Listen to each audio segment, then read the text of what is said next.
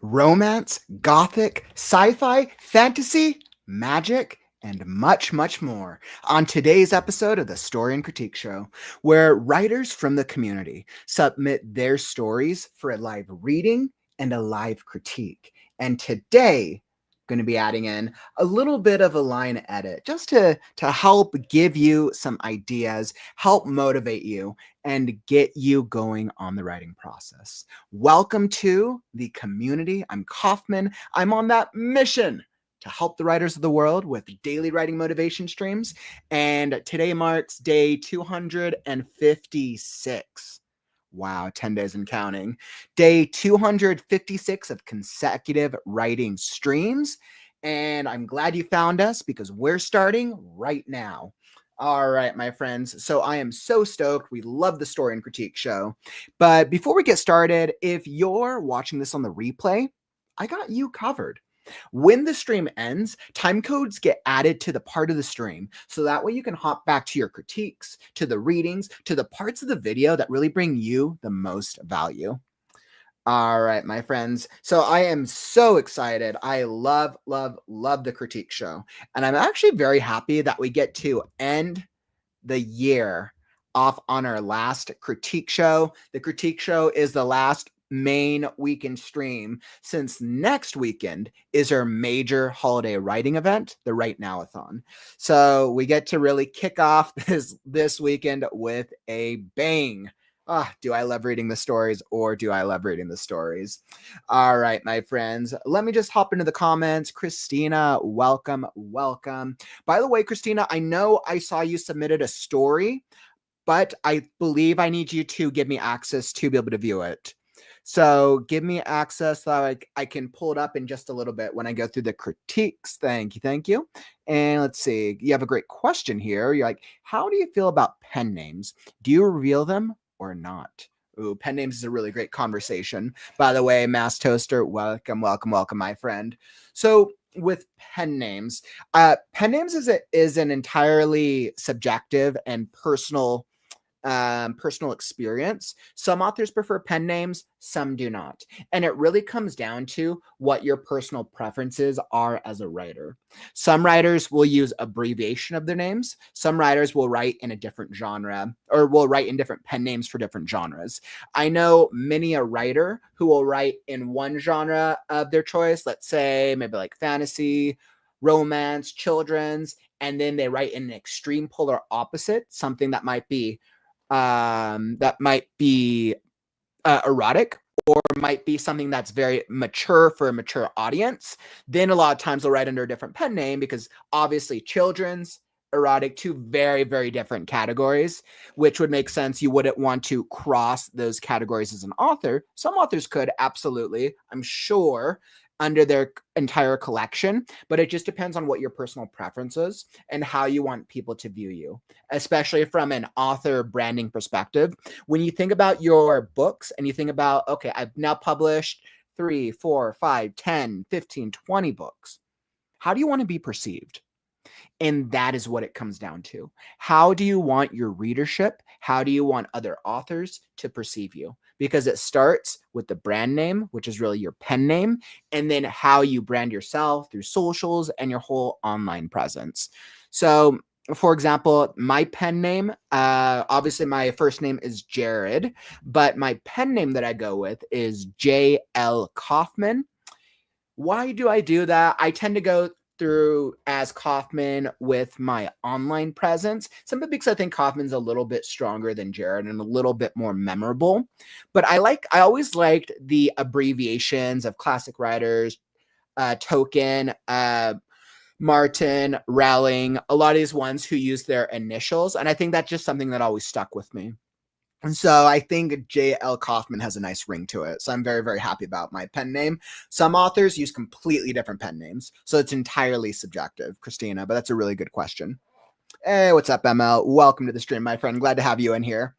All right, so it looks like we got a full audience. Glad to have all y'all here. So let's hop into the show. So first off, if you want to submit your story and you want feedback on it, submit it right now.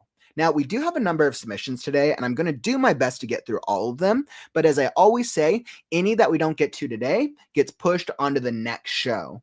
Sometimes we get backed up by only about one show, give or take, but I feel pretty good about today so far. So if you want to submit the submission guidelines, the form is down in the YouTube description down below. And once again, let's say you've submitted or you're like, hey, I don't know if my story is going to get put up there. I will move either first-time members or super chats to the front of the line as a way of saying thank you for supporting the channel. Any funds that are made through the WriteNow channel are then reinvested into marketing and into acquiring other authors for the podcast and other speakers to help bring bigger brands on here to bring you more value. So thank you. And let's hop into how do I critique?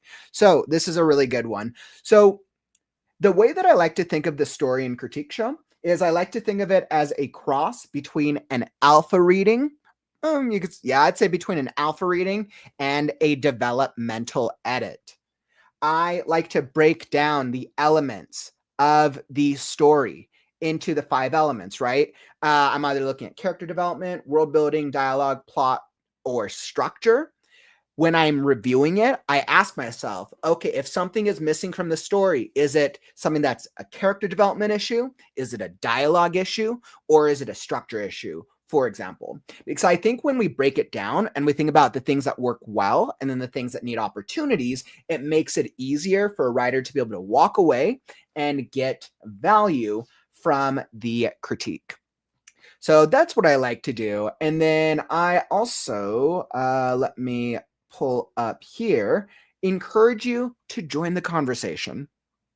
The more writers who join the community and the more stuff that they put out there, the more types of feedback, the more variety of feedback that we get.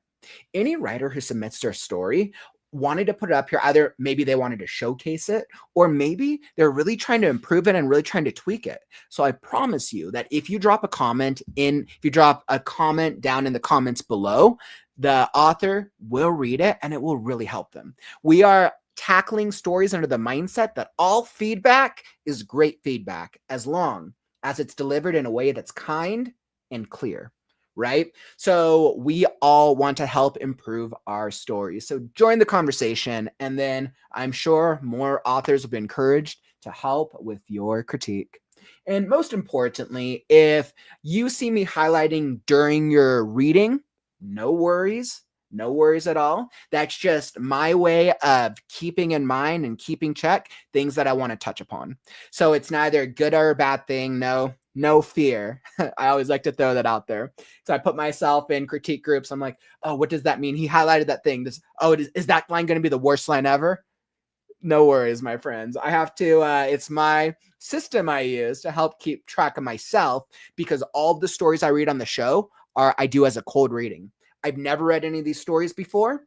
Every single story is a completely cold experience. With now over 170 stories read on past story and critique shows, I've gotten a pretty good cadence at going through these things.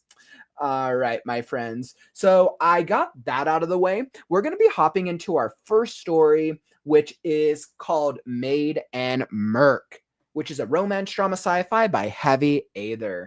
HeavyAether, just drop a shout if you're here in the chat, my friend. HeavyAether, drop a shout, or you'll probably be watching this on the replay. So I was very, very glad to be able to see this from you, my friend.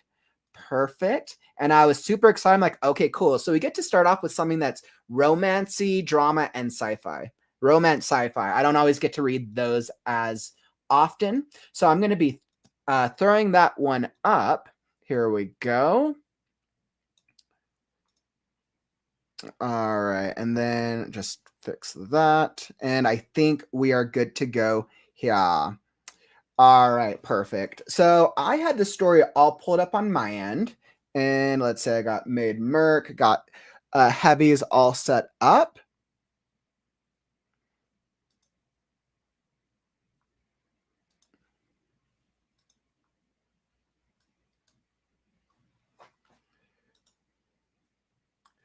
All right, perfect. And it looks like we are going to be getting right into it. So I just wanted to make sure. Okay. Let's see what we got for our first story of the day. And by the way, Tiara, what's up, my friend? Glad to see you in here. And Courtney. And if you subscribe, we do a video critique group and get great feedback from a great group. Courtney, thank you so much for that. Yes, anybody who joins, who taps that join button under the live stream, you'll join the channel membership. And we have a monthly critique group where you get to read your story with other writers. It's a closed session and you get feedback. It's every month on the 15th. Thank you for shouting that out, Courtney. I know we've had a lot of fun and some really great feedback in last week's group. And Nil, my friend, glad to have you in here, my dude. All right, and LeMay, awesome. Glad to have all the crew in here. Okay, so without further ado, Maid, the Maid, and the Merc.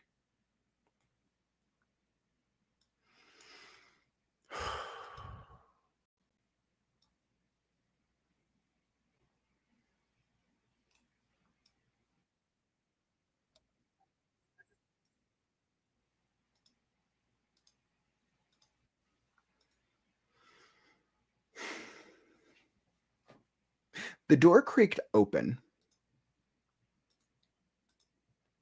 The door creaked open, signaling the arrival of a foreign entity. She invaded the room with soft steps barely louder than her biomechanic systems.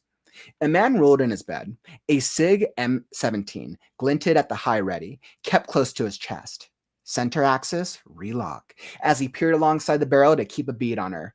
If she intended to charge, she would need a dive to grab hold of the pistol, which now peeked out from the edge of wrinkled sheets. When his eyes adjusted the silhouette of a kimono Mimi Maid, when his eyes adjusted the silhouette of a kimono Mimi Maid materialized into view. The Maid produced an unyielding and unflinching quiet, a black hole that absorbed sound rather than gravity. By her unmoving mouth and eye that looked but stared at nothing, she radiated all the unspoken explanations and conjectured insecurities found in silence. Sir, her hollow voice rang, an emptiness to behold. Please, wake up. I'm here to inform you that your replacement companion, FADSA, Feline Augmented Domestic Service Android, Model 10, is here to provide service. I have dealt with the previous companion and it has been returned. Is there anything that your most loyal and faithful companion provided by Anthrocorp can do? He relaxed, and the pistol's muzzle drifted towards the floor. Vigilant habit still compelled him to watch without blinking. Perhaps you wish to pet my ears or tail, or allow me to provide you with a massage, or some other form of pampering. Her voice continued to drone, and unenthusiastically. Why would such a thing walk through the door and start like this? The previous maid offered and did no such things. The man marveled that she didn't react in the slightest to a brandished weapon ready to ventilate her at a moment's notice. Oh, I almost forgot. Nya! She stepped back to place her hands in the air as if kneading it like a cat, whilst employing the most lackluster attempting of meowing.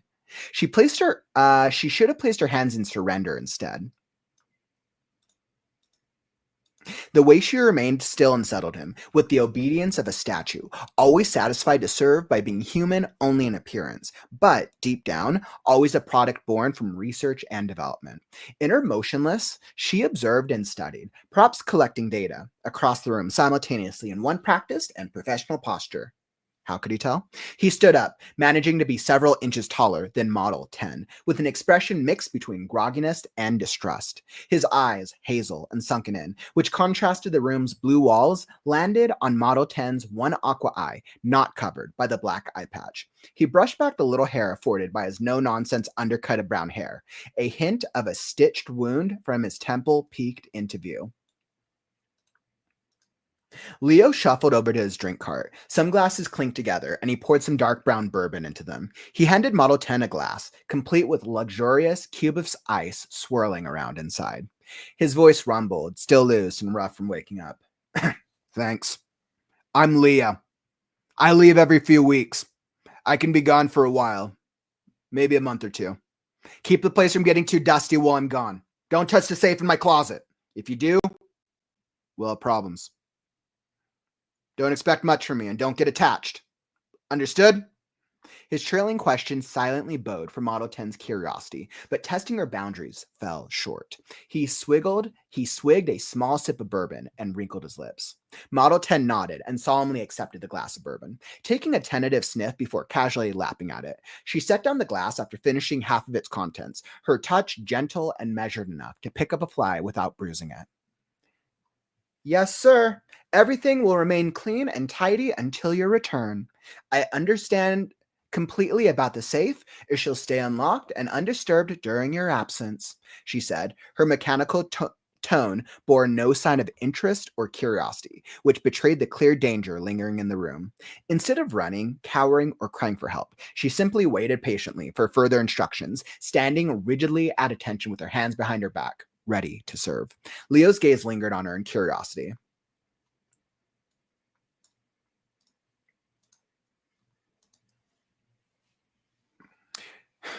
Have some more bourbon. It's Smoky special brand, so it's all right. Go clean if you need, or make yourself at home, he offered. Model 10 continued to stand, nearly motionless. Or just stand there once you're done. I don't care. All these fucking 24-hour shifts of me beat, Leo grumbled. With his cold attitude refrigerating the room, he downed the bourbon, his face resting on a grimace. He dug back into his bed with the pistol still at his side and pretended to rest. The unease of an unfamiliar foreign entity existing in his house while he slept would never fly. Yet, here she sojourned in her defiant glory.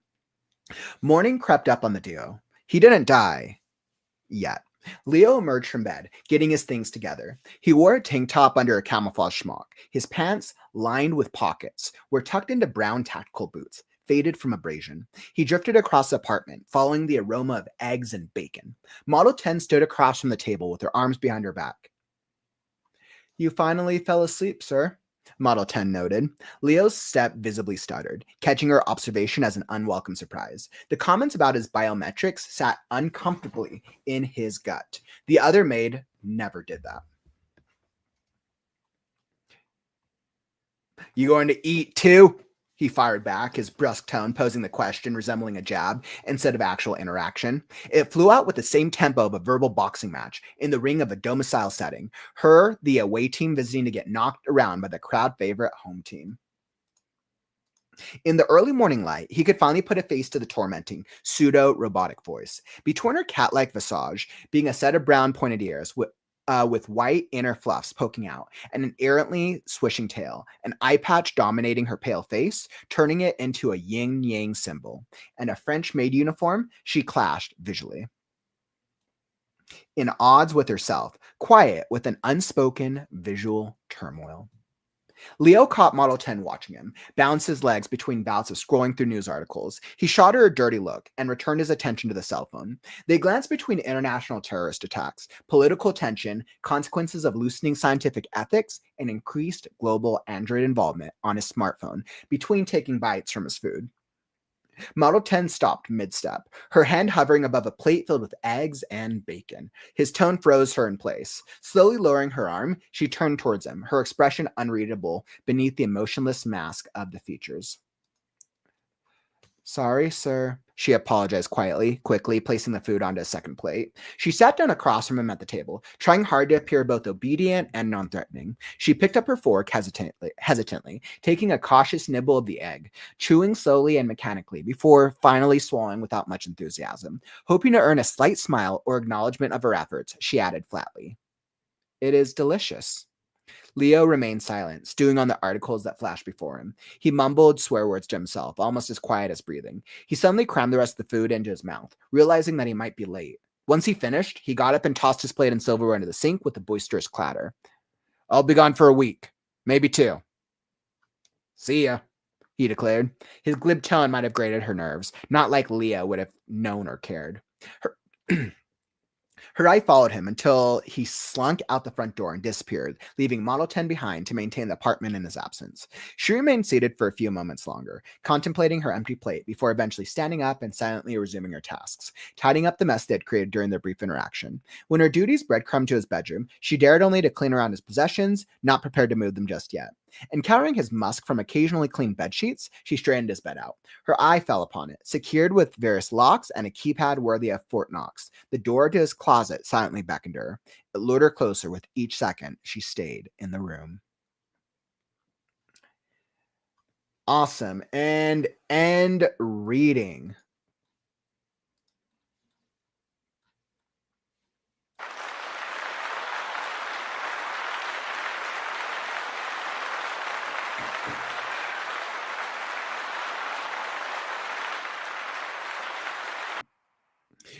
Excellent. So first off, Heavy, thank you so much for submitting that. That was definitely a fun little read. I really enjoyed that.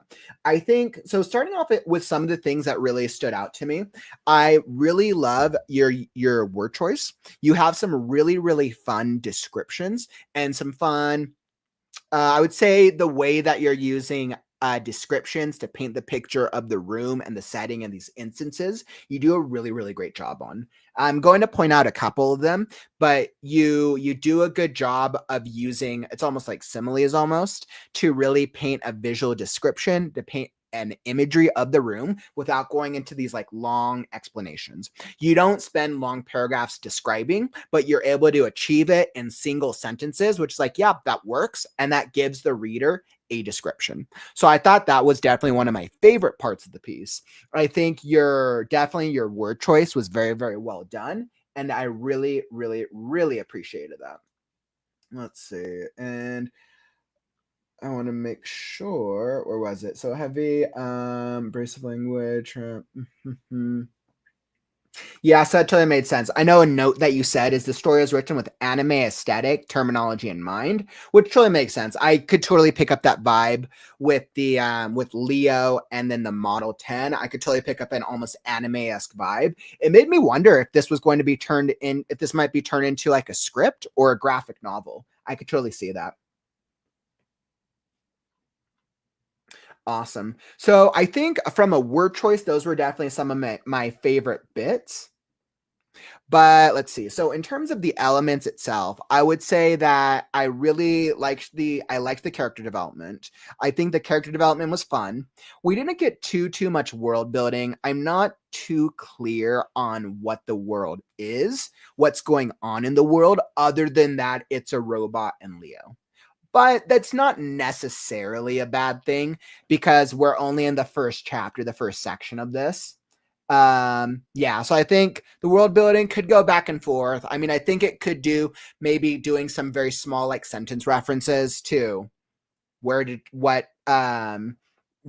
she come from, or are there other robots in the world? He references his job, so she's a feline augmented domestic service android, right? But we don't know how far into the future it is. We don't know if this is a completely science fiction world or this is a real world with just these new models just came out. So I think that's the only thing that I'm missing in this. The dialogue was very fun. I think the dialogue works. I think there's definitely some areas to cut down on wordiness. Plot was great. No comments on plot so early on, but I think just the plot of this single section worked. Right, there was some anonymity between the two characters, and I think it was fun. It played it up, and then you also foreshadowed, right, the thing Leo, the place Leo didn't want her to go to, and of course that's where she's drawn to at the end of the chapter. I'm like, interesting. It makes you wonder how much of a character, how much of a personality does the robot have? And I think there's actually something very fun that you're going to explore in the story. I can already tell. So let's dive into it. And I can tell we got some enjoyment here. Made a good call out. Like, not too many people use the term kimono mimi. Yeah, I wasn't sure what a kimono mimi was personally, but I also don't read a lot of graphic novels, so that could just be a me thing. So let's see. So what I'm going to do is I'm going to start off here. I want to just do a very quick line edit of just the first couple the first paragraph or two. So if I was going to look at this as an editor, the thing that I'm always asking myself is, how are we pulling the reader in with the first paragraph? The door creaked open, signaling the arrival of a foreign entity. The door creaked open, signaling the arrival of a foreign entity. Okay, I like that. So, because we're already using tension in the first sentence. She invaded the room with soft steps, barely louder than her biomechanic systems. The arrival of a foreign entity. She, so then we're insinuating she invaded the room with soft steps barely louder than her biomechanic systems. I think you could better connect the she with the foreign entity. For all we know, she is the protagonist. And since this is the first paragraph, I might just add that distinction. The door creaked open, signaling the arrival of a foreign female, because she's an android. This I would almost go this android, but I mean, you kind of want to, I get, you probably want to do tension.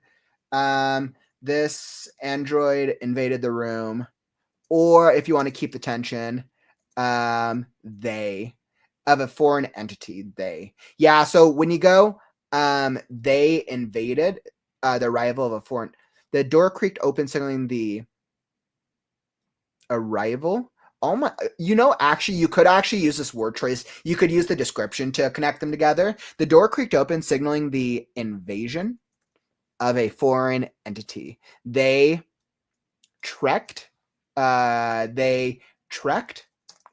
the room with soft steps barely louder than her biomechanic systems.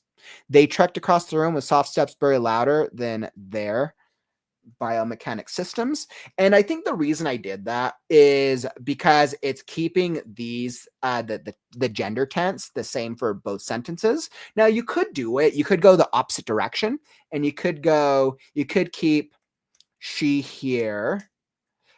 If you're going to do she here, then you would want to use some type of feminine, I think, in the first sentence.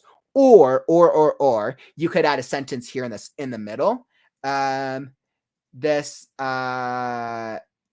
let's see, for an entity, they this entity android, I would need another name for android, so I'll just put here, I would go this entity, another name for it. This entity used stepped, this entity opened the door creaked. This entity crossed the threshold into the room. This crossed the threshold past the door,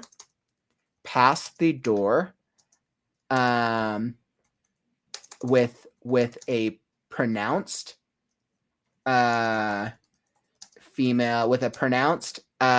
female form. Right. So I think that could be another way I could connect them, but I think that makes it stronger. So that way that's just for the gender of it. Okay, so I just wanted to do that. I think that was something really good. Now, when I go into the opportunities here, let's see, things that stood out to me. So when his eyes adjusted, the silhouette of a kimono Mimi Maid materialized into view. Yeah, so we kind of touched upon that. I just wasn't sure what a kimono Mimi Maid is. But you said this is for anime lovers, so if this term is used in anime more frequently, then that's something you could probably get away with. But just know that is just for me personally. I would check how often is this type of word used, and will your readers understand it, right? I know what a kimono is, but I don't know what a kimono Mimi is. I'm assuming some type of kimono. A kimono Mimi Maid, but it's kind of cool, right? So it is a cool thing. I just want to better be able to better visualize it. Okay, sir, her hollow voice rang, an emptiness to behold. Please wake up. I'm here to inform you that your replacement companion, Fatsa, feline. So it's interesting because you do the acronym here and then you spell it out. I would go one or the other. I would just go here.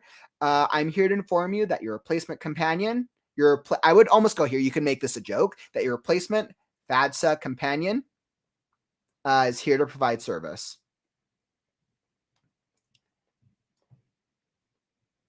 And I could actually see this being a joke. Your replacement FADSA companion is here to provide service.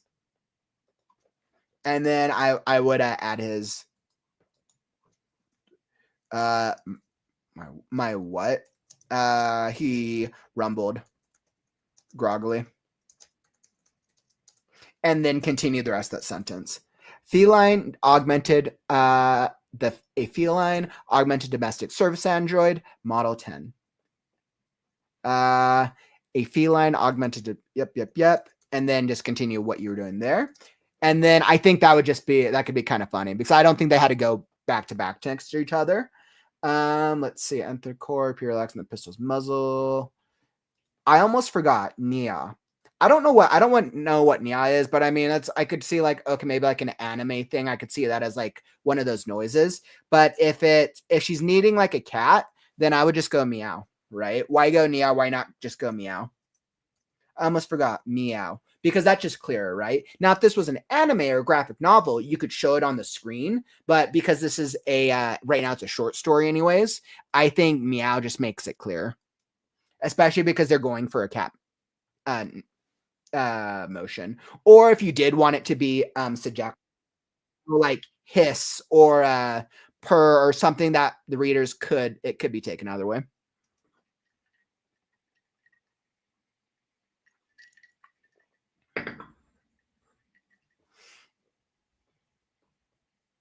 Let's see. My bad. Nia is anime cat girl thing. Perfect. And this is a perfect example. Hey, what's up? My bad. So this is a perfect example of this is a culture thing. If Nia is an anime cat girl thing, and this story is for anime lovers, then keep it, right? Because that means it's a cultural thing that anime lovers will get the gist of. So that's a really great call out. My bad. Very, very good call out. Let's see. He brushed the hair back. And I know, Nell, you're like agreeing. You're like, because it's opening, there's a lot of routine life stuff. Maybe try to use it to emphasize the dynamic between them. Friendly, tense, just instructing the maid. Sets a normal to undercut later. Oh, okay. Wait, I see. So good job, fun interaction. It got a sense that she was more robotic in tone. I like the setup of a man and robot. I'm still wondering if we're going to follow the maid or Merc as primary. You know, I actually had that same question. I'm not sure who the protagonist is. Yeah, I like both of them. I'm actually very intrigued by both, but I do not know who the protagonist is. So this is a really good point, Neil.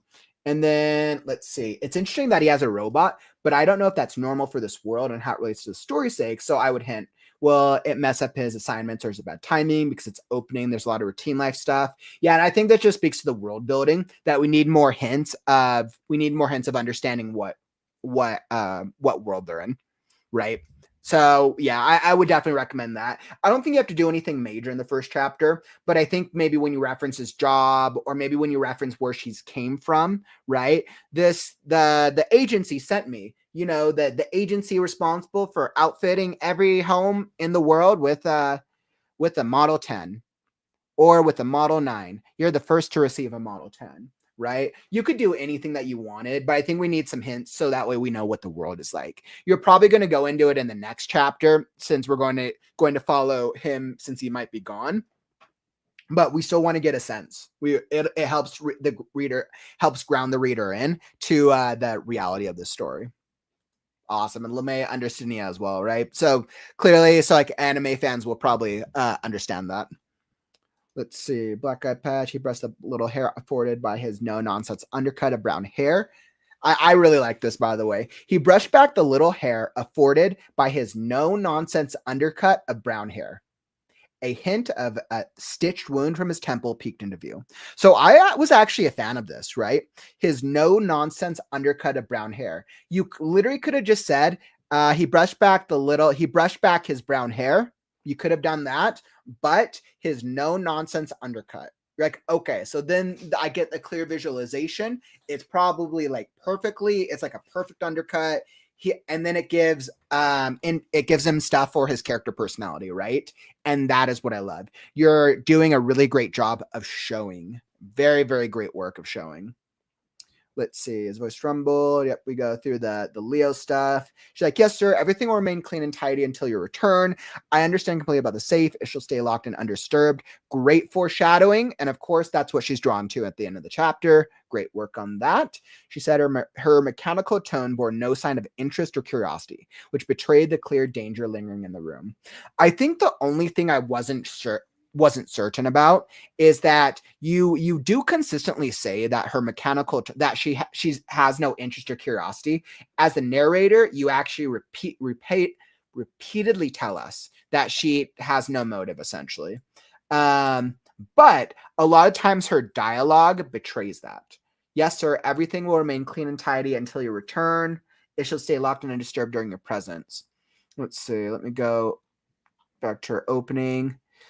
So if she has, where was it?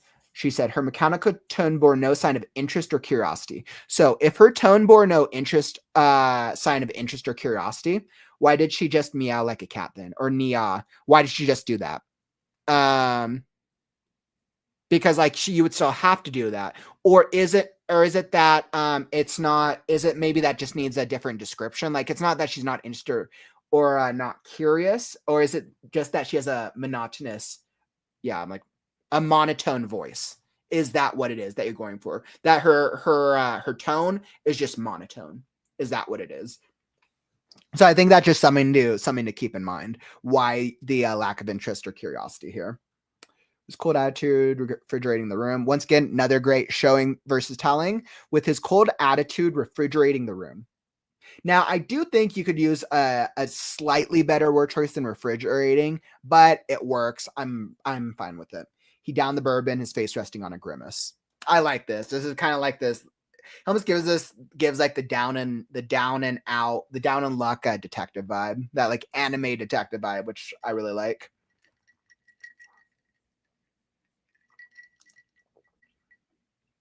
Yeah, and it's once again, I'm just loving your description here. I ended up highlighting all these things that I just thought were really cool. This verbal boxing match is a really nice visualization.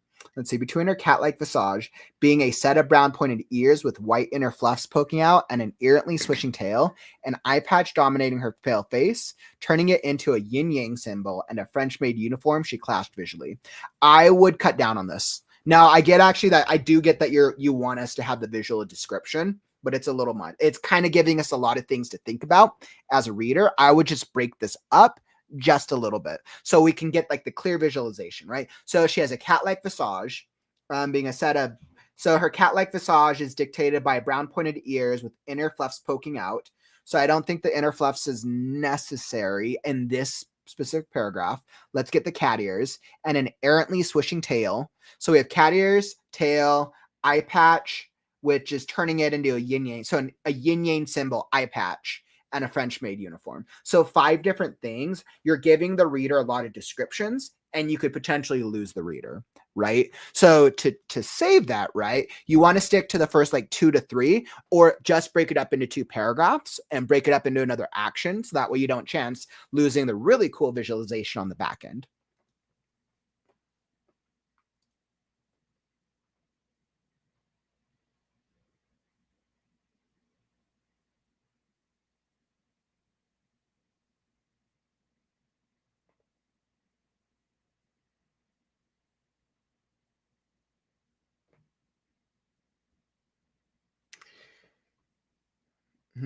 Yeah, so I think I was looking at this. Model 10 stopped mid-step, her hand hovering above a plate filled with eggs and bacon. His tone froze her in place. I think I would just reword this because I don't know, because she's a robot, the reader could take this as a the reader could take this literally, right?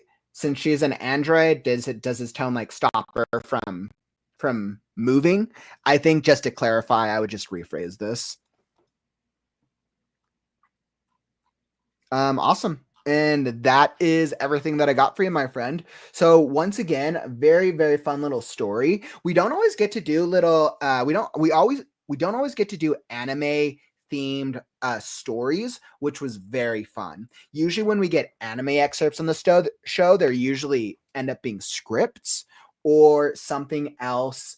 Yeah, they usually end up being scripts of a script of variety. So very, very cool. I can tell that you definitely have some solid experience with your writing, and your intent with the story with him and her came out. I think the biggest thing to just keep in mind, the biggest thing to walk away with, is helping the reader best understand who is the protagonist. I just don't know who the protagonist is, and I want to, because I want to know whose story I'm following. And the way you do that, the way you just clarify that a little bit, is in the introduction. Whose head are we in? Are we in the android's head, model 10, or are we in Leo's head? The end of the chapter suggests we're in model 10's head, which makes me think that model 10 is the protagonist. So, but other than that, very, very great work. All right. Wonderful, wonderful. So we're going to be hopping into another story shortly. Once again, if you want feedback on your story, drop it down in the submission link below. As I'm queuing up the next one, how are you guys doing? How's the weekend treating you? We're literally just about to go into holidays. It was like, hopefully, are you guys going to be able to get any writing done over this holiday season? Maybe if we're taking a break from work or school, like, all right, guys, let's get some good writing done. We got, what's that? 7, 8, 9, 10. Wow. Yeah. Whew, man, mind blown. 10 days left of the year, which means 10 more days to see what we can accomplish with our writing. I know I want to make some progress on Scarecrow over the next week before we hop into the WriteNow-a-thon. So I'm stoked. Definitely stoked. Like, LeMay, I like this. Yeah, I know you're an anime fan as well, LeMay, so it's probably right up your alley, which is very, very cool. I'm trying to think of what was the last anime I watched. I don't think I've watched anime recently. I think it was One Piece. I think I went through the full One Piece anime a while back. Yeah. It was like, I'm kind of thinking about it. Actually, I'm kind of curious. Is anybody watching any good shows during this like holiday season? Any good shows that anyone might recommend watching? I would love to hear. I'm just kind of curious because if I end up watching something with my family, I always like to introduce them to cool shows. If anybody has any cool TV shows that they've seen recently, drop a comment. I would love to hear. All right, my friends. So in the meantime, if you're enjoying the stream, follow and subscribe. I'm here every day with the Right Now community, 355 days and counting, and almost at the 1 year mark. So if you're looking for daily writing motivation, let's say maybe you deal with writer's block, maybe you get distracted, maybe you just want to be a better writer, then this community is the place for you, because we're here every day. We have a growing community here on YouTube, in our Discord, and on the other social media channels. So if this is the type of vibe you're looking for, make sure to tap that follow or subscribe button right now. All right, my friends, wanted to get that quick ad in there. Let's see.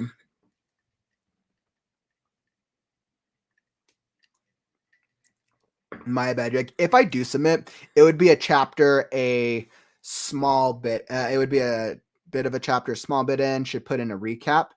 Oh, okay, so it's not the beginning. You can if you want. It really depends on if you think it's important for the reader to catch up. So that's entirely up to you. My bad. If you want the reader to, or not the reader, but if you want the audience to be able to know what happened prior to it.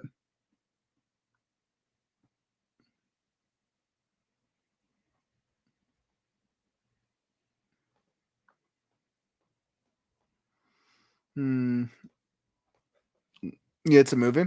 What's a movie? Mass Toaster. What was there? Was there a movie that you were thinking of? I was like, maybe there's some good holiday movies. Maybe there's some good holiday movies around the corner. Okay, let's see. So who do I have on deck? So it looks like we got the next one is we have so I have a brief excerpt from our beloved community member, Miss Penelope Hartley. Penelope. We got the Quakening, book the third, which is magical realism and adventure. So Penelope, I'm pulling yours up right now. Give me just a second.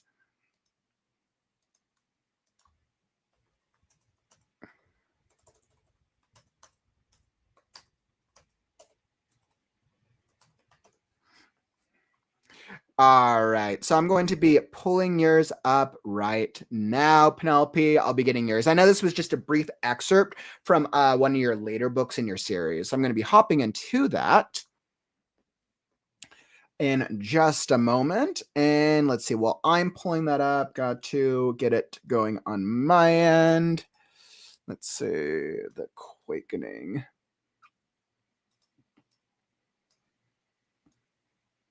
All right, perfect. So I think I got that there. And let's see, what do I got next?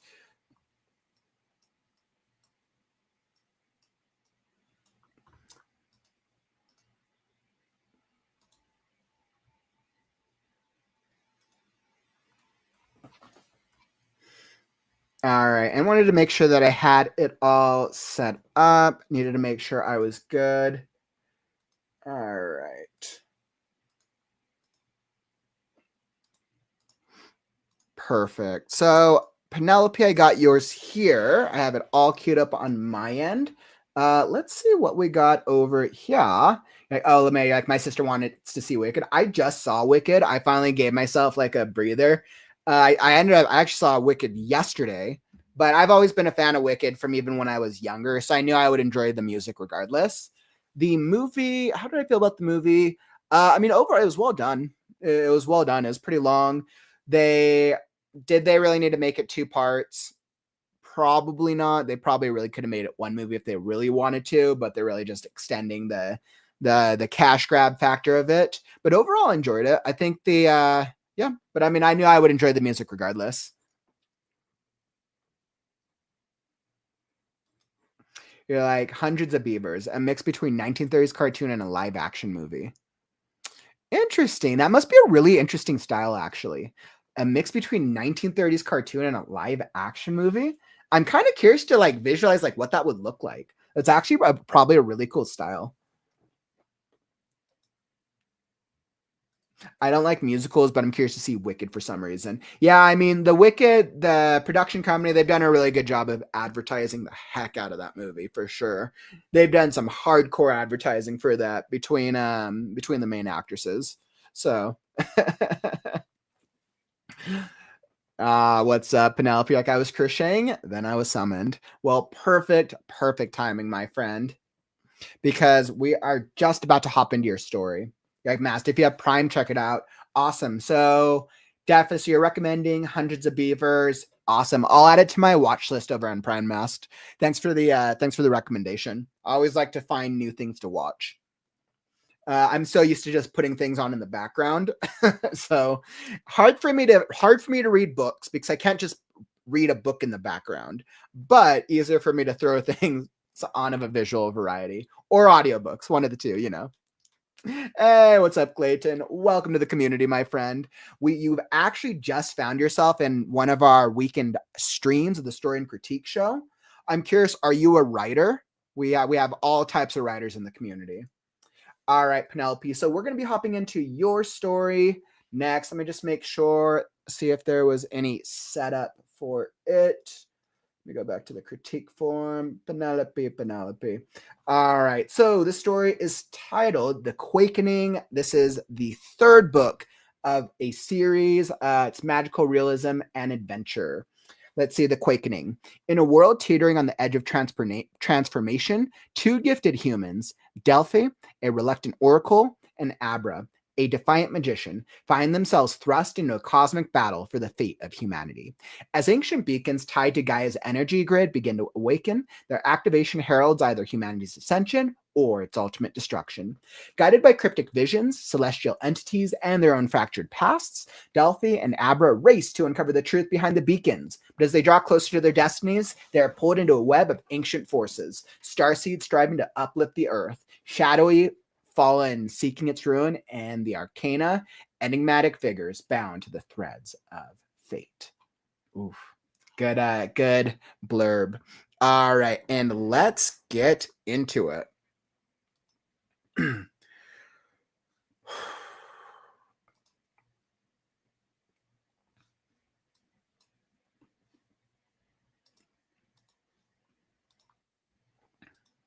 January 28th, 2053.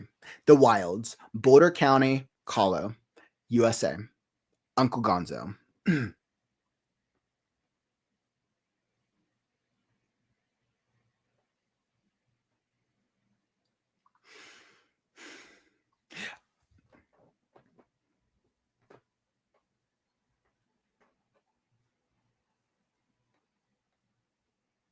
I was somewhere around Boulder, on the edge of the Rockies, when the event began to take hold. I'd been haunting San Francisco. Nostalgic for the old days. Jesus. I lacked all the sacred gusto of the 1960s. I was about to give up and finally make that great trip through the cosmos to the eternal city when, by the whims of the great magnet, a woman hired me for a new gig.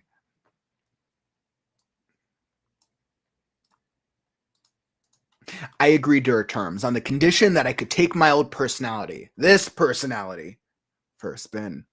My yin for yesteryear wasn't satisfied by modern day California. Ugh. I've desired it to fall into the Pacific, finally putting itself to rest. The woman assured me if I did a shit job, I may get my wish.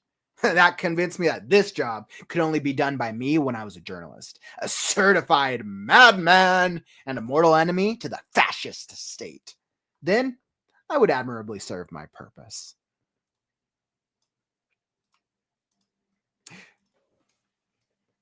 She agreed, kind, gracious woman that she was, but she suggested I get gussied up, what she called a familiar form. I chose the barn own for its keen stealth and accurate strike. She explained the form, which could only be seen by those who had the second sight, was just a visual interface between my soul and my assignment.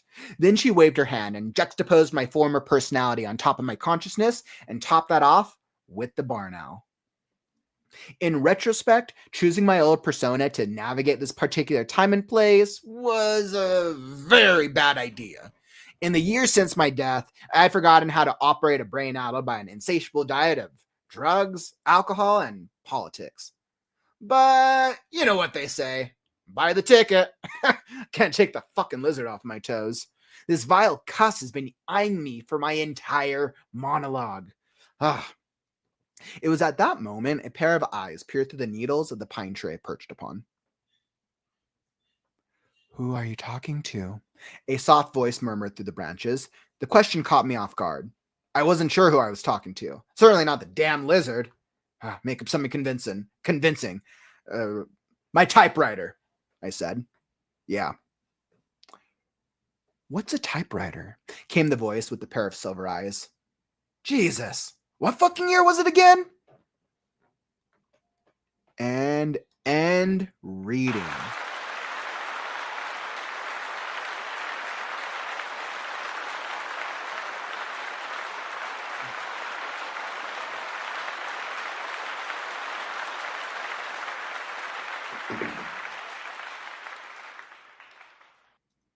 All right, so that was good. Let's see, making sure. There we go. I was like, I lost my background there for a second. So that was a fun little read. I loved the characterization of that. The character development of our main character, who's some type of spirit who is asked to do some type of mission, and then he was juxtaposed into an owl. I'm like, the idea of that's actually very funny. And of course, once again, we're in the third book of a series. So of course, we're not going to know a lot of things that are going on. So of course, I can only speak to the elements that we're seeing in this section alone in our dear old Uncle Gonzo. Oh, dear old Uncle Gonzo, what have you gotten yourself into? So I think the thing that worked very well, I can tell that the character development was very spot on. So I loved our character's, Uncle Gonzo's character development. I think he had a very clear voice, which was really, really cool. World building, we got elements. It's a supernatural world. And you could tell that it's and obviously we're set in 2053. So the setting itself is clear. It's more that any questions I ask is like, okay, well, how supernatural is the world? Where we have this, divine the spirits. I forgot what the character was. Kind, gracious woman, some type of woman. Let's see. I was about to give him finally a great trip to the cosmos. Went by the whims. A woman hired me for a new gig. Right. So we don't know who the woman is, but my guess is that's probably a plot device. And we probably get more about her in the greater story. So I'm not too concerned about that for this segment. I think we get some interesting things: the Great Magnet, the Eternal City. So he's some type of spirit, right? He's some type of spirit. And then we did get some nice references, right? That he had alcohol dependency, drug dependency. Clearly not a good character before he died. So once again, the character development was great. World building, subjective. The dialogue was decent. The dialogue did work. I think there's areas where it could be cut down a little bit, but I think what was actually missing was we needed a little bit more action. So you could say this was probably a little bit more in the structure side of it. The most of this is basically a spoken dialogue, which is fine and which is fun, right? So we did get some good spoken dialogue sections from this, which I did enjoy. There we go. Yeah, so we got some fun spoken dialogue sections, which was great. I think I just wanted a little bit more action on where the present moment of this was. However, I think part of it is that you're pulling the tension because you don't want them to know that the present moment is he's an owl on a tree. Right. He's in his owl familiar form on a tree. And I think that's part of like the hook that you're using, which is why you play into the dialogue in the first page. Yeah. And especially when this soft familiar voice, which I'm sure we get more about the soft familiar voice in the next section. So I think what I would do is even if you're saving it for the tension, obviously this is a backstory here. I think I would just mix it up with a little bit more interiority. That would balance the dialogue as well, or just cutting down on the length of the dialogue. Those are just two ways to go. You could still give him action, right? But you don't have to say that he's on a tree. You could even use actions that might lead the reader to think that he's a human still, right? Use like the way that my eye, or like the way I looked at that food that or he says something. Yeah, that's always the way that I look at it as I'm looking down at my at this plate of food. Right? You could use things that make the reader think, oh, he's a human, but oh no, he's actually like an owl in on a tree somewhere. So I think I would go that route if you're trying to keep the tension.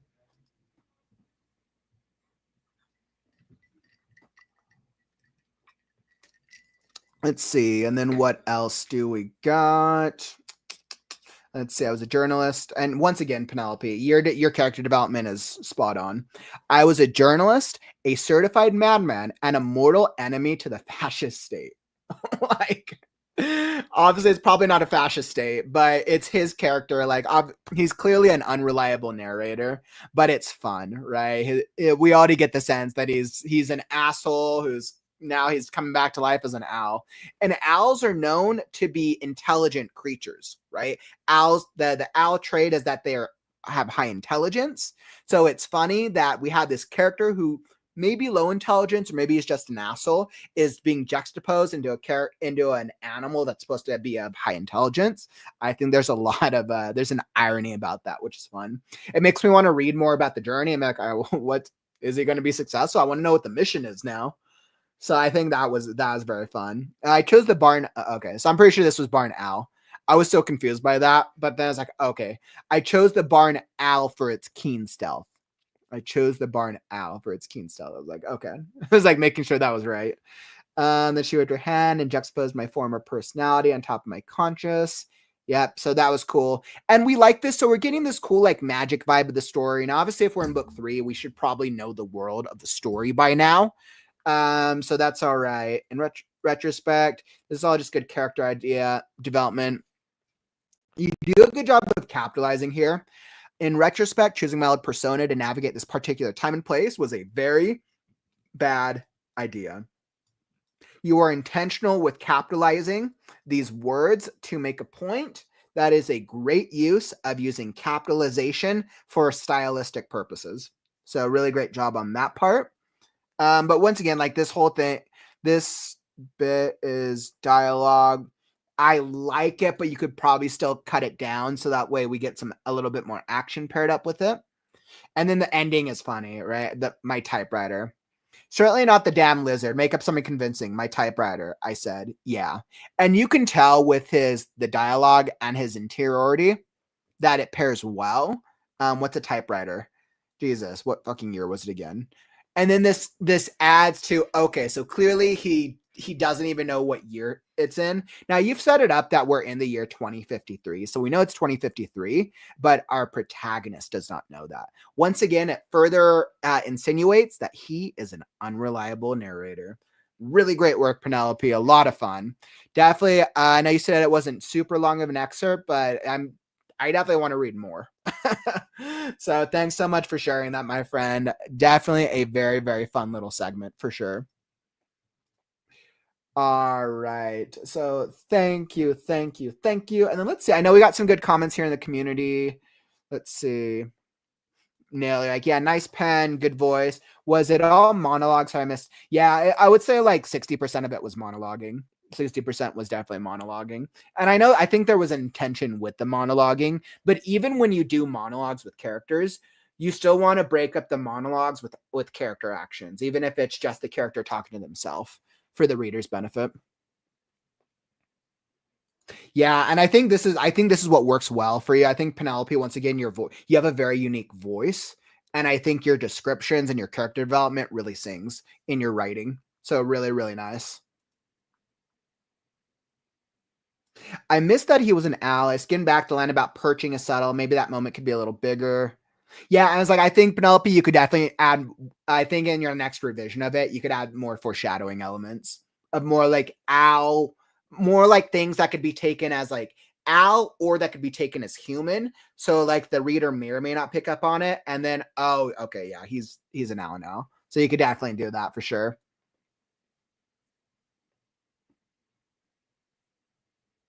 Instead of just wondering what a typewriter is because he remembers his drugs, etc., not forgetful, maybe he's annoyed he can't type right. Yeah, that could be it. That's actually kind of funny. Yeah, and then that might help with the world a little bit. Penelope, like, spelling Al would probably help. I thought he got transformed into an own form. I was like, I don't know what an own is or an own. I guess we're making up new animals in this universe too. Thanks for submitting that, Penelope. That was a fun little read. And let's see. By the way, Clayton, welcome again, my friend. Let's see. You're saying, I write some poems, but I've never shared them. They're kind of too personal, and I feel I'm not ready to share, but I'm here for some tips since I've been finding myself interested in writing a romance. Well, Clayton, you've definitely come to the right place, where we are a daily writing motivational community. We've been streaming now for 350 or so days, so many more days to come. We have author interviews, writing motivation techniques, daily writing sprints. Like, there's so many things. We have writing events. Next weekend is our biggest virtual writing festival of the year, the WriteNow-a-thon. So we definitely have tips to share. And then if you're like still working on your poetry, we definitely encourage, like, you can share it, you can not share it whenever you're ready. This community is very, very supportive. And I think with writing, we have to be at the right place where we feel confident and comfortable to put our work out for others. Because writing can be personal, right? And writing is sharing a piece of ourselves. We are allowing ourselves to be vulnerable by sharing ideas and things with the world. So very, very cool, my friend. Glad to have you here. Awesome. So with that being said, that was a nice, quick little read. And by the way, I guess this is probably a good call out for those of you who are not in the Discord. If you want to connect with the other writers outside of the stream, we have writing channels, writing games in there. We have areas for you to promote your book, promote your services, talk with other writers, get help. The WriteNow Discord is a great place to connect with the WriteNow community outside of the YouTube live streams. So you can go find it down in the YouTube description below, or I just posted the invite in the chat. Come join us in the Discord. It is a really cool community. So highly, highly recommend. I had never really used Discord before I set it up for this, for the WriteNow server. And then ever since I've used it, or ever since I set up, it's been one of the greatest community building experiences ever. So I'm very, very happy that, that we have it and that writers get a lot of value out of it, which is super cool. All right. So moving onwards and upwards. Once again, if you're wanting feedback on your story, submit now down in the story and critique form, submission form, if you want to get feedback on your story excerpt. Because the next one we're going to be hopping into, we're going to be mixing it up. So far, we've been doing a little bit, we did some, that was like sci-fi. We did a little play on sci-fi. We did some surrealism, which was fun. And now we're mixing it up, completely different genre, horror comedy. It's called Cryptid Transformation or Cryptid Transportation by Josh. So Josh, if you're here, I'm going to be hopping into your story next. Otherwise, you can catch this on the replay. All right, let's see. Let me make sure that I can pull your story up all right.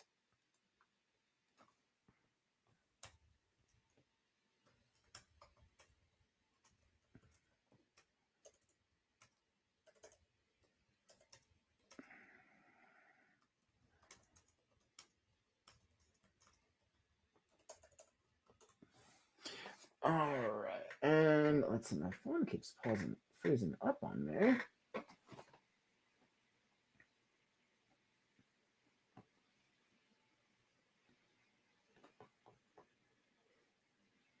Okay, cool. All right, I want to make sure that my background was still working. I was like, sometimes I'll start the background and then it like freezes up and I won't know until after I'm done. Okay, cool. So Josh, I'm going to be starting into Cryptid Transportation next, my friend. Just starting in on it. And Mass, you have a good question. So the writing group is not a paid service. We only have to subscribe. Great question. So if you're talking about the critique group, so the critique group is a paid service, but it's very cheap. If you want to join the critique group, it's something that I'm trying out for a couple months. What you have to do is you have to join to become a channel member. Beneath the YouTube live stream, there's a button that says join. When you click join, it shows you all the benefits you get out of being a channel member. I'm working on icons and logos, so that way it makes it stand out. Channel members are able to use special emojis as well once I finish setting them up. But the main value proposition is the monthly critique group. So we meet every month on the 15th, and it's a closed session. We've gone 2 sessions now, and both of them we had a bunch of writers show up to both of them. And the feedback from all the writers is they got a lot of value out of it. Basically, writers show up, they bring their story. We'll show it on the screen so that way other writers who are in the group can read it as well. They will read whatever excerpt works for them, and then we'll all share feedback. So they'll get feedback not just from myself, but they'll get feedback from other writers as well. It's a really, really great value proposition, and it's very cheap. Normally, critique groups for a lot of like the online writing content creators generally cost low end is generally anywhere between $20, anywhere to a couple hundred, depending on how big the influencer and the critique group is. Right now, it's only $5. I'm starting out. I started out really cheap because I'm just testing it out. Want to make sure that the format works and that everybody who shows up gets value. So definitely highly recommend for anyone who wants to join the critique group specifically. So thanks for asking that, Mask. I hope that clarified it, and I hope that you're asking about the critique group. Like Penelope, yeah, me and Spelling go head to head very often. Oh man, that cracks me up. All right, my friends. So I feel like that was a good moment. So let's hop into Josh's story. Let's see. So I got excerpt of Cryptid Transportation. What? Yeah, transportation. I'm like, I know why I keep wanting to say transformation now. All right. So I'm kind of glad. I'm glad that we get to mix up with horror comedy. I always love when we get different genres on the show. Okay.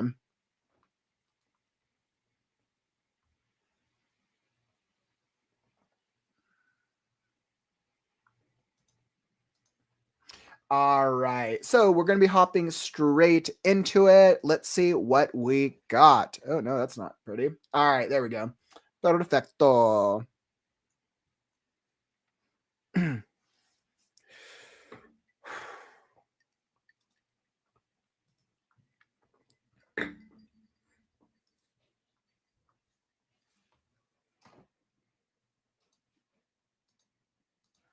Oh, and let me make sure. Give me just a second. I want to make sure that I got his submission stuff right.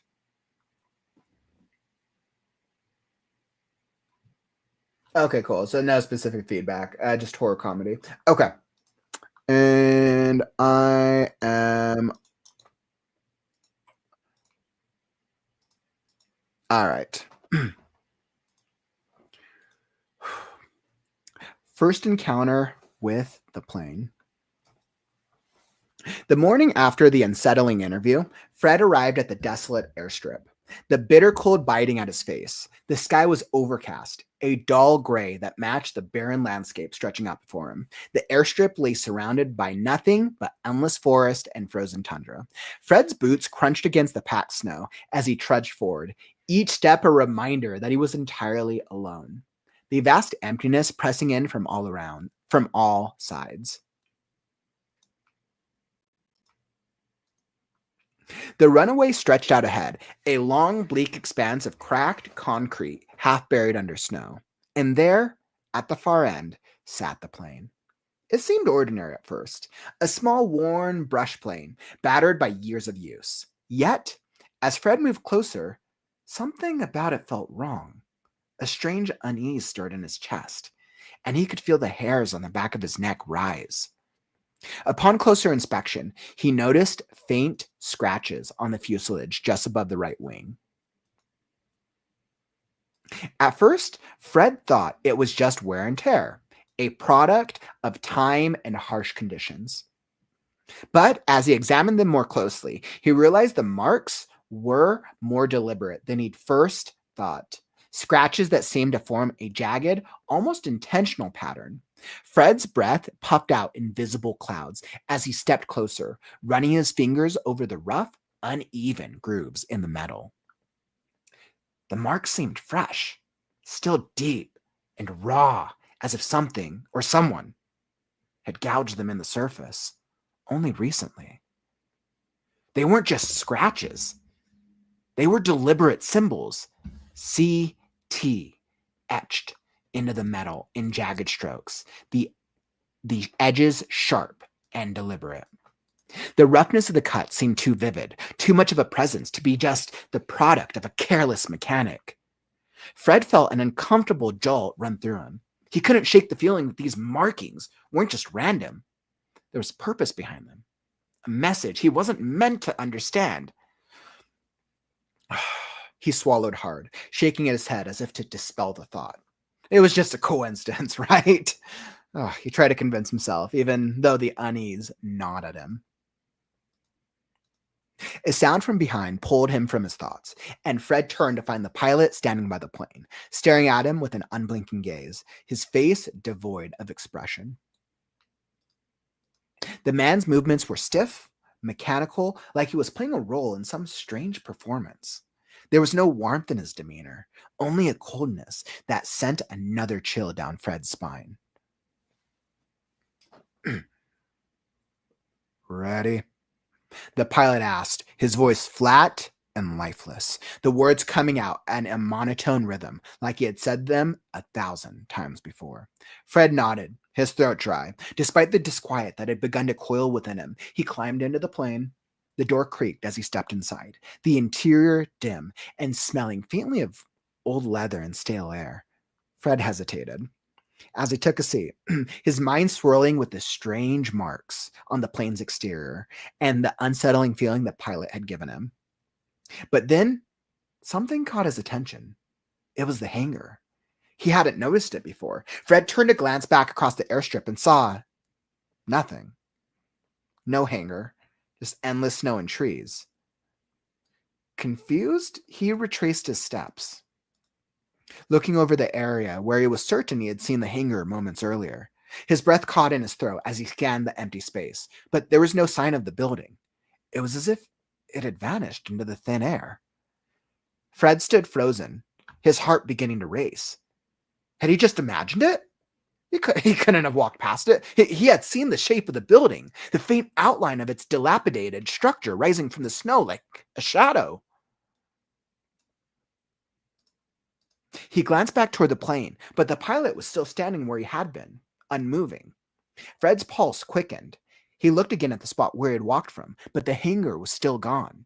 With growing unease, Fred walked further up the runway, hoping he had simply missed it. He searched the area carefully, scanning every corner of the airstrip, but the hangar was nowhere to be found. His breath quickened as he stepped through the snow, feeling like he was trapped in some bizarre fever dream. He was certain the hangar had been there just a moment ago. He finally turned around in frustration and started back down the runway, a knot in his stomach. Where the hell had it gone? As he came closer to the plane, something strange happened. There, where he had just looked and swore there had been nothing, the hangar was there again. Fred stopped dead in his tracks, his mind racing. He blinked rapidly, staring at the weathered building that had suddenly appeared. It looked exactly the same as it had before. But how was it possible? He had walked this stretch already, and there had been no sign of it. He was sure of it. The pilot, who had been standing by the plane, finally turned toward Fred, his stiff face never changing. "You see the hangar, right?" Fred asked, his voice laced with confusion and rising frustration. The pilot glanced over, but his expression remained blank, detached. He shrugged, a mechanical gesture that seemed almost exaggerated, then muttered, "It's always been there." Fred's stomach tightened. There was no comfort in the pilot's words, no reassurance. The way he said it made it sound like Fred was the one who had missed something, not the other way around. It felt like the man wasn't speaking to him, but through him, like his thoughts were just an echo, lost in the atmosphere. Fred shook his head, but a creeping sense of dread continued to seep in. "I swear it wasn't there just a second ago," Fred said under his breath, his gaze still locked in the building. "I swear." The pilot's voice dropped lower, becoming more irritated. "You're wasting time." He stepped toward Fred, his face sharp and emotionless, as though the delay was something beyond mere inconvenience. The flight's waiting. Fred had no choice but to follow, feeling a strange unease settle deeper in his gut as he moved toward the plane.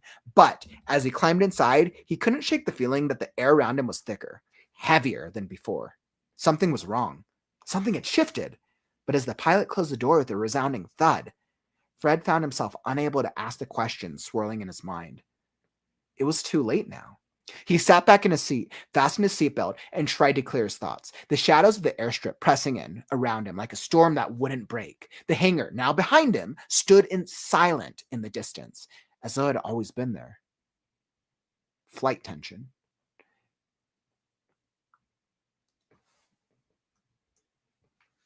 As Fred settled in the plane, the weight of the situation pressed on him, more palpable than ever.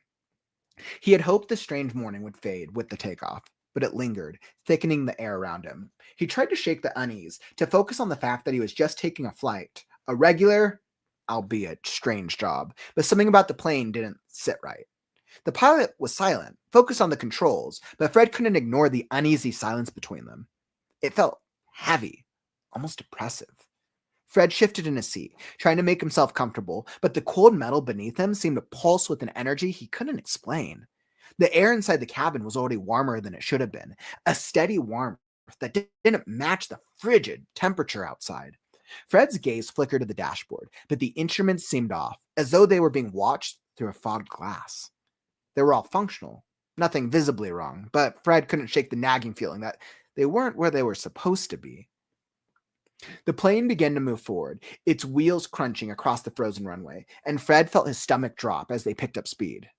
There was no sharp jolt or typical vibration of takeoff. It was as though the plane hesitated, reluctant to leave the earth behind. The acceleration seemed almost languid, as though the machine were testing the air, inching toward liftoff rather than pushing into it. Fred glanced over at the pilot, who didn't seem concerned in the least. His eyes remained fixed on the horizon, unfazed, his hands steady on the yoke. Everything all right? Fred asked, trying to mask the unease in his voice. The pilot didn't look at him, but his voice came out in a low monotone as though reading from a script.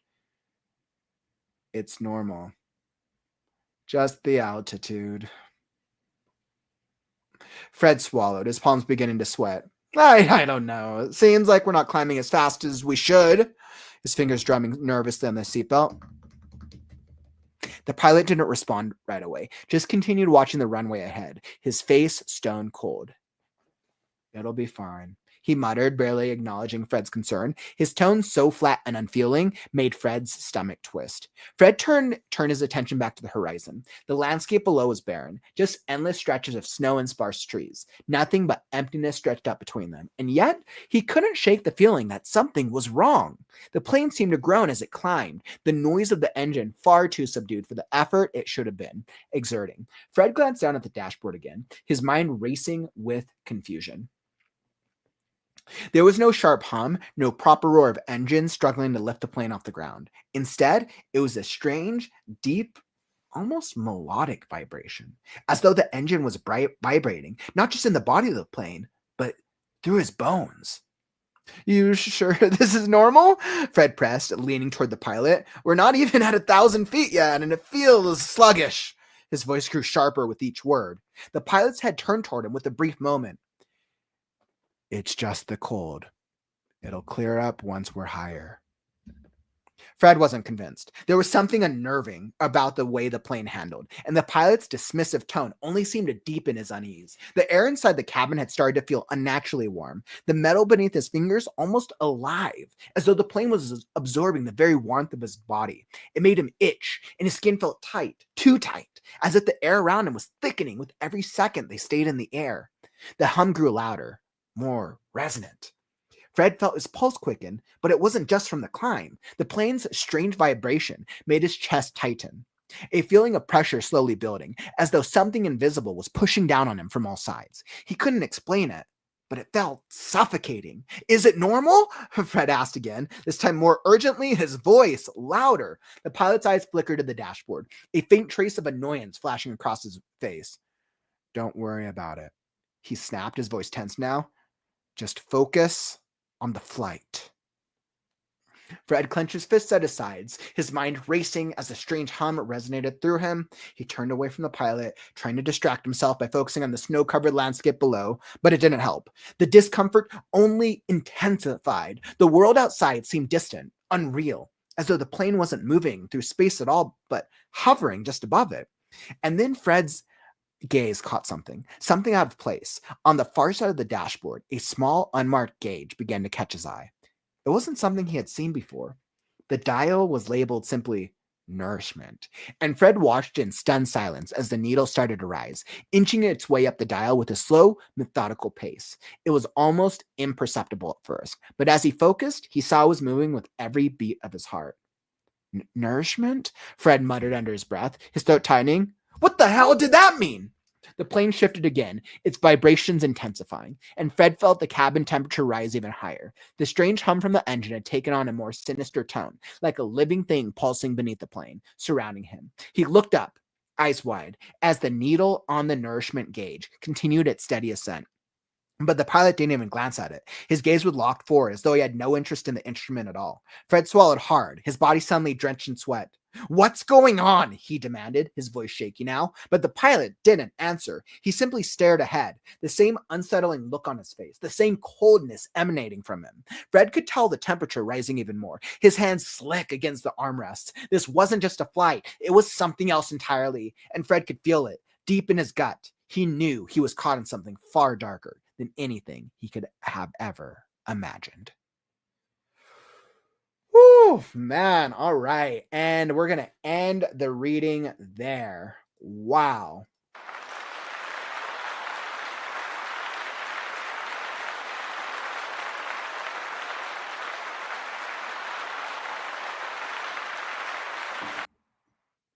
Wow. So what a fun little read. I know you said this was horror comedy, but this was definitely came across like a ghost story. This was definitely had like a folklore ghost story type vibe. Wow, it was fun. Well, first off, I love ghost stories. And I think you did such an incredible job with setting up the world building, because you gave us a clear sense of this character going on this plane with this creepy pilot and things are amiss. I think you could have done a little more setup on the first paragraph on like where in the world we're at. But with ghost story vibes, the outer world's actually not really that important. It's really more just the present moment where we're at, the current setting. So that's not too important, but everything of this moment, the setting with what's going on, your tension, your building up and use of tension throughout the story was very on point. I was pulled in and hooked at every single point of the way, from him arriving at the plane, this weird pilot dude who's, I don't know, ghost, demon, who knows what this pilot guy is, and then the hangar that's there but not there, the plane that's creepy but not creepy, and then the plane that flies but doesn't fly. It's such a cool ambiance and presence that makes us think like, okay, it makes us challenge this current state of reality of the world, which is the same exact journey that our protagonist is on. So I think you've definitely, absolutely nailed that, which was very, very fun. I had a great time reading into that character, and I want to know how it ends now. Like, I think you did a really good job of setting it up. And your use of tension throughout was definitely very, very well executed. I could tell the plot's very well done, and I'm sure the twist at the end is probably very clever. So I was very, very intrigued by it, for sure, my friend. Like, very intrigued. And I saw that you hopped in here. You're like, let's see, you're over on AI Writing Spectrum. You like got on the AWS account. Welcome, my friend. Glad to have you in here. Let's see. Master, yep, great atmosphere and world building. Agreed. Megan, glad you're able to hop into the stream, my friend. You hopped in right in the middle of a bit of a ghost story. Like, awesome narration. Glad you enjoyed it. I'm glad you liked it. I always have fun trying to really get into the characters.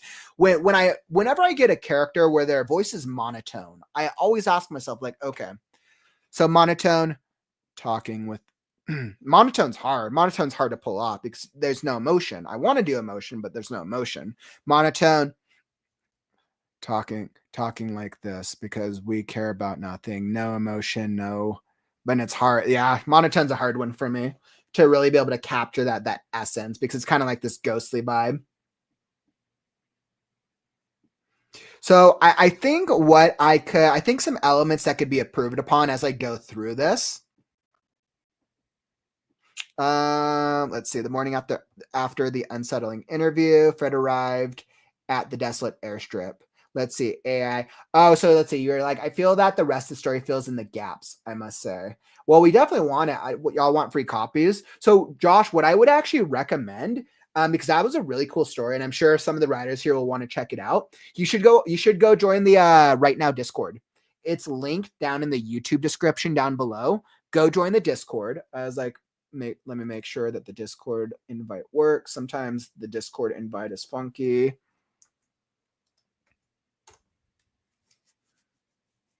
Yeah. So, Josh, go join the AI Discord and go post it in the Discord channel. And that way, if people want to get direct copies from you, it's really easy for people to connect. Or you could go over to the offering work channel, and there's a channel there dedicated just for offering work. So I would highly recommend go hop into the Discord, and that'll be way easier for you to be able to connect with some of the other writers in the community. Because I guarantee you, I'm probably not the only one who wants to know how the story ends. Very, very cool. So let's see. Fred's boots crunch against the packed snow as he trudged forward, each step a reminder that he was entirely alone, the vast emptiness pressing in from all sides. So you do a good job of setting us in this moment. Like, you set the tone. So tone is awesome. Tension is awesome. And the increased stakes is awesome. I think the things that I'm missing, which is technically world building character-esque elements, is I just don't know who Fred is. I think that is my challenge. I don't know who Fred is. Now, granted, Fred could be part of that could be part of the twist of us like, oh, okay, this is Fred's an alien, right? Maybe Fred's dead and this is all a dream, right? Who knows? It could be something really crazy. But I think you would still want to give some foreshadowing elements at the beginning for the reader to indicate who is Fred, right? Is Fred a pilot? Is Fred or who you want the reader to think Fred is, right? And I think you want to give us a couple more clues because I just don't know who Fred. I just don't know who Fred is. I think is the thing, but all the things, all his emotional experiences, I clung with. So I think if you give us a little bit of a hint, Fred, maybe you give us a little character description or maybe a hint at his background to based on however you want to lead the reader, I think you'll be able to pull your reader into the story immediately. For me, I think I was drawn into the story by the time we got to the moving what was that? The moving hangar. I think once we got to the hangar that was transporting or there and not there, that's when it kind of pulled me in personally. But I think if you give us a little bit more character build up in the beginning, you'll pull your reader in immediately. Like, why is Fred the perfect character for this journey? And of course, whoever Fred is, like, I'm sure that's actually part of the twist. My gut tells me that who Fred is, whether he's a human, a cryptid, right? This is cryptid transportation. So that's probably part of the twist, but we still need something. So that way the reader can attach with Fred's character. And then I think if you give us something about Fred, you can then tie into the world building a little bit. Even if like Fred has to have a reason for being at the airstrip, even in ghost stories, where ghost stories is kind of like this, okay, we're in this like spooky vibe ambiance, he would still have some type of motivation for why he is there at the airstrip, even if the motivation isn't real or even if it's half BS. Let's see. There you all right, John. I'm glad you picked up the subtext. Fred is a garbage man, amateur drone pilot living in New Jersey. You see, Josh, this is there is all the subtext. I'm glad, John, you picked it up. Oh, this is what your grandma says. Okay. You're like, apparently grandma's really enjoying the story as well. Let's see. Like AI. So this is sort of half in the story. Fred's a down on his luck worker looking for luck. A worker looking for work. He finds an ad about a job way up north and he takes up the job. The interview is a trip too. Awesome. Like, that's interesting. I didn't know any of that. Right. So I think we need some more hints about that, some more of his motivation in the beginning. Right. And I think it play into the fact that he's down on his luck and he needs a job, because that's a thing that most people can connect with, right? Most people could totally connect with, oh yeah, maybe I'm broke, down on my luck. Why is he down in his luck? Did he just get dumped by his partner? Is he broke? Does he have some type of disease? Like, why is he down on his luck? So I think if you play into that, you can make the reader like them, like Fred immediately. Something about the drone pilot is funny. It's a pilot being on a pilot. Like, there's something about that actually is kind of funny. Yeah, you'll definitely have to share the full story over in the Discord, my friend. I'm very curious to see what the twist is. I love ghost stories because I love the twist of ghost stories. He's broke. Yep. Okay, so he needs a job because he's broke. So then with motivation, I think we would want to know, why is he broke? Is he broke because he spends all his money? Is he broke because he sucks at life? Is he broke because he has a gambling addiction? And that's what you play into. Tying the reader to that motivation is what will keep the reader be like, oh yeah, he's broke because he's an asshole and he sucks with money, right? Whatever direction you go with. But most people can connect with having been broke at some point throughout their life.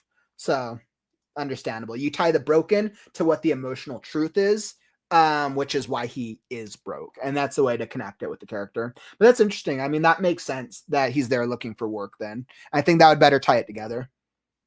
And then I know, Neil, I saw you had some good comments, right? Good tension. I think the pilot being creepy could be more surprising if the POV thinks they're there for a routine reason, like a research flight, but you can't find anyone. Let's see. The beats are all there. Tension before the flight and during. Some might repeat, though, go a little long. So if the creep bits come quicker, it's even creepier, more intense, I think. Good job, though. Yeah, I mean, I was like, I'm asking myself the tension. I was like, you probably could have cut maybe one of the tension beats, but I'm not complaining. I don't think the tension is the greatest issue. I think the tension beats work right now. I think you would cut a tension beat when you get to like the final draft of it and you want to cut back a little bit. But I think right now the character development and the world building are a little bit more critical. So completely agree. I like the creepy pilot. I think the creepy pilot's interesting. And we got his very monotonous voice. I think maybe I might have wanted a little bit of description about him. Like, what did he look like? Does he have like a look of death in his eyes? I was like, I forgot. Did you describe the pilot? And I like this, right? Once again, your tension, all your tension points are great.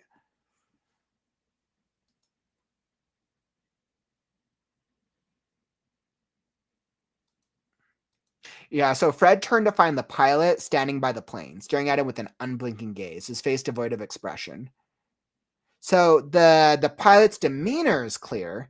I think I want to know, like, okay, well, what type of pilot does this guy look like? Does he have one of those like pilot caps on and like his like face, like he's like old white guy with a beard? Does he look like he's like darker skin and he looks like maybe he's like a little like deathly looking?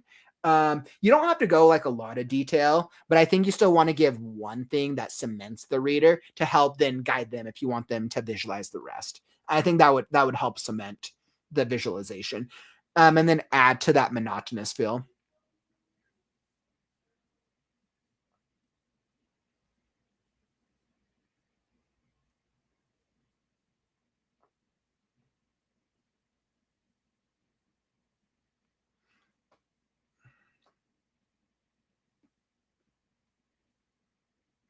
That's interesting. Yeah, so I mean, I think that's it. And my guess is we're probably getting the logging camp bit in the next section once the plane lands. So I think, yeah, and I think it's really just the motivation, right? And I think just tying that into the beginning will really help. Absolutely, because it's actually like you have a really good sense of tying in tension and world building with the story. You have a really good sense of using tension and world building, and I can tell you definitely have a knack for your ghost stories. So really, really great work, my friend.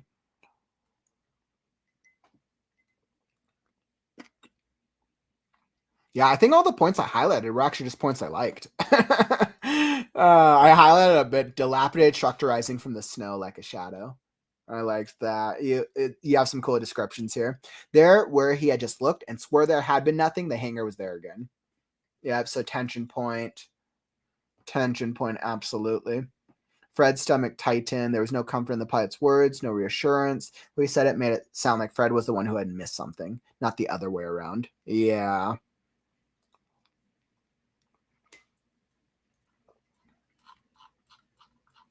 So yeah, very, very cool, my man. Thank you so much for submitting that. I think that's all that I got for you, but I think those are kind of like the major points. Yeah, like yeah, there's a lot of subtext missing from this excerpt, which really makes sense because once again, this is an excerpt. And I think what I forgot to ask Josh was if this was the beginning or if this was in the middle.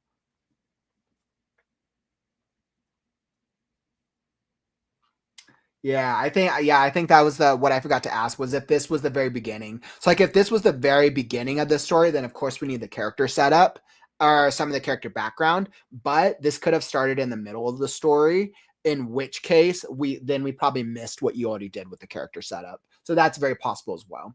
If you had a previous chapter where it sets up his character already, then what we would want in this chapter is we would just want some references. You would just do some small references to his character motivation to remind the reader, oh, this is why he's here. This is why he's so afraid. That's what I would do to go about it.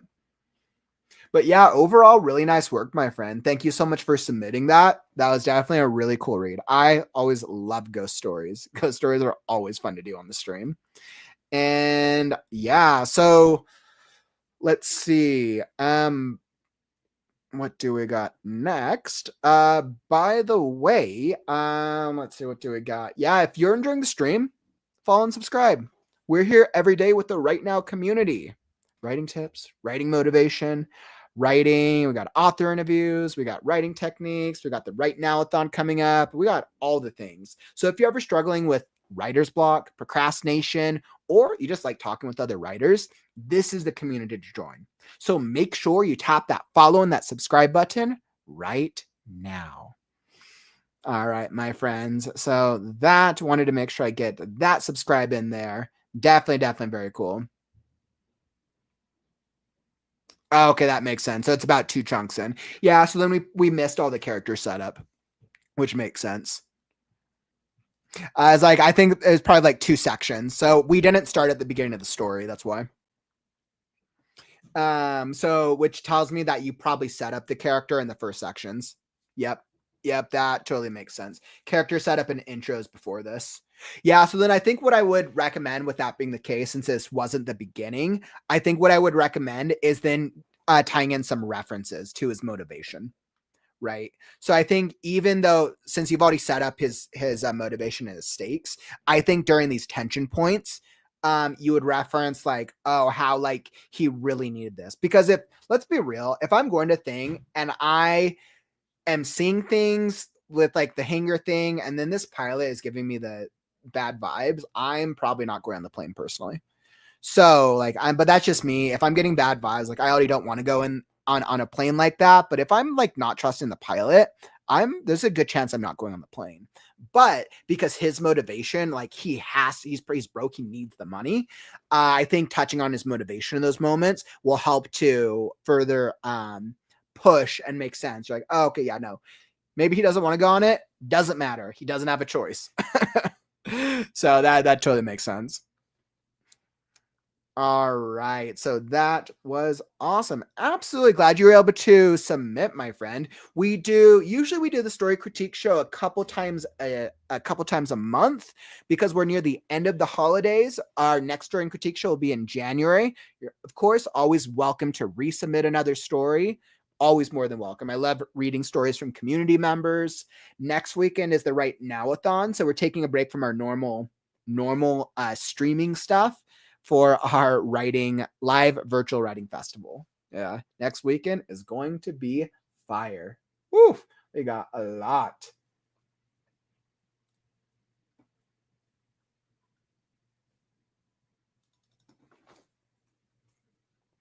All right, so let's see what we got.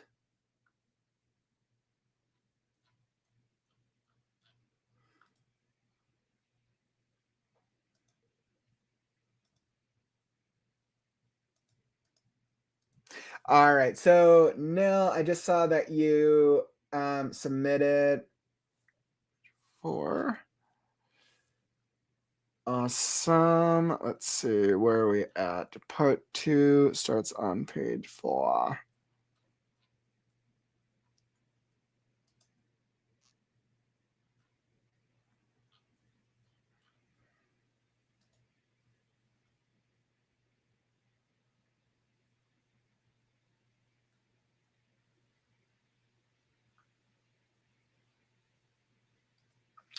All right, awesome. So I just saw one come up over here, which is awesome.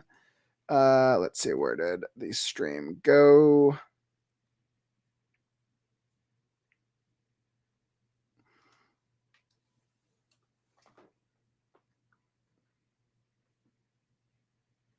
Yay! Like always, trying to work on something to be able to submit for the next show. Tiara, that's awesome.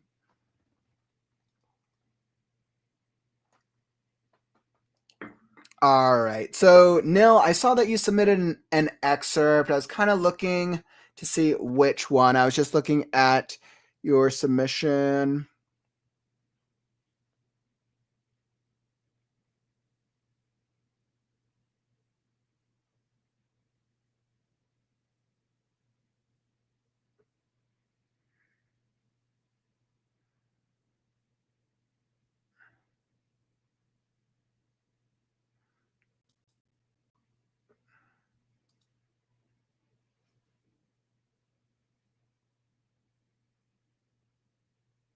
Okay, so I wanted to make sure that I had this. So awesome. So Nil, I just saw your submission. I'm gonna hop into your submission next, which is awesome. Let me just set this up. Let's see. It looks like the story title is called Godfather's Punishment. It is fun, silly / fun, and for Nil. Awesome. All right, my friend. So I think I got this here. So I'm going to pull up Godfather's Punishment. I was just trying to see where. So it looks like you wanted us to start on part 2, which starts on page 4. Okay. So let's go 1, 2.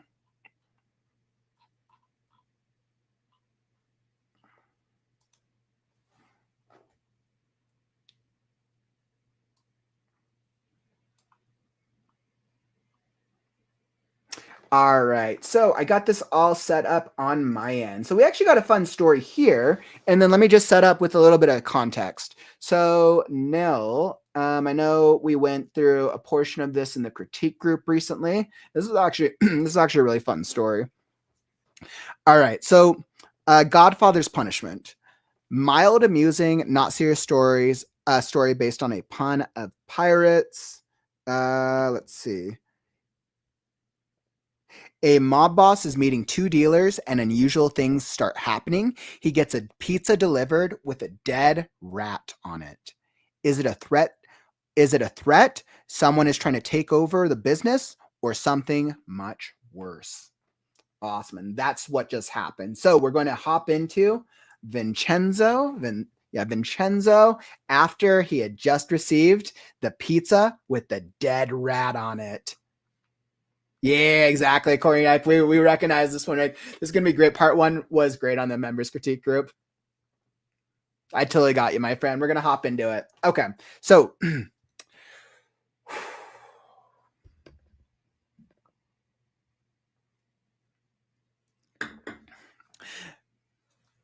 me pull up my highlighter. All right. Vincenzo locked the exit door, turning, make sure. Okay. Vincenzo locked the exit door, turning the restaurant into an interrogation room. Vin turned from the locked door. No one leaves till I get answers. He didn't trust them. Their confusion could be an act. Pacing back and forth in front of the table, he towered over the sitting ducks, staring in their eyes to see who would look away. He used his gut as a lie detector. Someone out there is warning me that one of you is a rat. Who is it? You, Miss Beard? You, JB? Vin grabbed a napkin off the table and braced his forearm against his knee. Leaning over, he whipped the sauce from his shoes before slowly standing up. He strangled the napkin in his grip before throwing it on the table and plopped into the chair, nearly breaking it. Someone better start talking.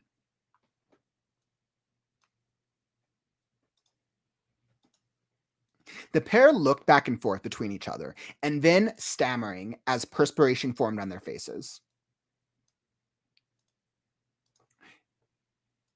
I know nothing, I swear, Miss Beard pleaded with hands clasped together.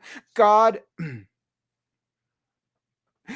is my witness. I'm here to make a deal. Jack made the sign of a cross. Right? Well, I didn't tell nobody, so you want me to believe it's all just a big coincidence. Just one big misunderstanding. Ha ha! Vin's hoarse laugh ended with a cough.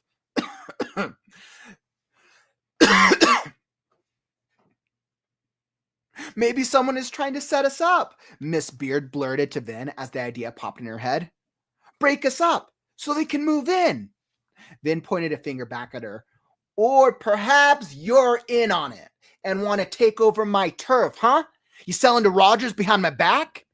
Vin shoved his hand in the pile of Parmesan cheese on the table and let some sift through his fingers. Clasping the rest, he threw it at Miss Beard, stinging her eyes. That's why the parm tastes like Kraft and not that bullshit you made up about poor milk production. Wiping the crumbs from her face, Miss Beard stuttered. That's crazy. The Rogers are nothing compared to you, Vincenzo. I can make it better. What do you want? I find her great? More cream? Anything you want, boss, just tell me.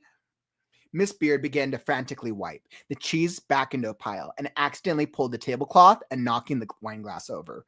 Red stains drenched Vin's Aramani ivory white shirt sleeve, unable to pull it away in time. He followed with slap across her face before she had time to apologize. You're gonna pay for that now. Her eyes welled up and she rubbed her back. And she rubbed her cheek. From inside her jacket, Miss Beard pulled out a black cloth bag with a drawstring and tossed it on the table. Gold U.S. Sacagawea coins worth $1 each spilled from the opening. Vin picked up the bag from the bottom, turned it upside, and let the coins splash over the table. What's this? I want hard cash. Do I look like I'm going to Coinstar after this? Soft-spoken, she replied. I just have the briefcase, sir. You owe me next time, Vin said, shifting his attention to the man, who watched in horror, waiting his turn. And you! Last time the tomatoes weren't ripe, And before that, the peppers were hard. And now you bring me these mushrooms? Could you grow them any smaller? This produce isn't worthy of prego. Are you trying to insult my mother's gravy recipe by selling me leftovers, JB? Straightening upright in his chair and collecting his voice, Jack replied, oh, Lord, no, boss. In fact, I know how we can make even more money. He pulled a contract from his jacket pocket. Look, I convinced Gordon's Fishery to give you exclusive rights to buy seafood, 50% below market value. Think about it. Homemade shrimp, linguine and pasta. You'll have a line out the door and double the profit. Vin grunted and tore up the contract multiple ways before throwing it up to rain down. Are you both trying to punish me to a heart attack tonight? This, he pointed to the black and white portrait of his family in a Staten Island kitchen hanging on the wall, is traditional Italian, not Olive Garden. A nice lie, he told himself. It sounded better than money laundering. Ding. The doorbell rang and Vincenzo froze. After straightening his belt, he addressed the pair. What's it this time? Another present? I'm no idiot. I've seen Goodfellas. Yous want me to go over there and blow myself up, don't you? Bet you'd like that. JB, go see what surprise they left and bring it back. He pushed his chair back from the table with a screech. Wait! Vin stroked his chin with his greasy hands. I don't think the gambler would risk his luck again by trying to escape.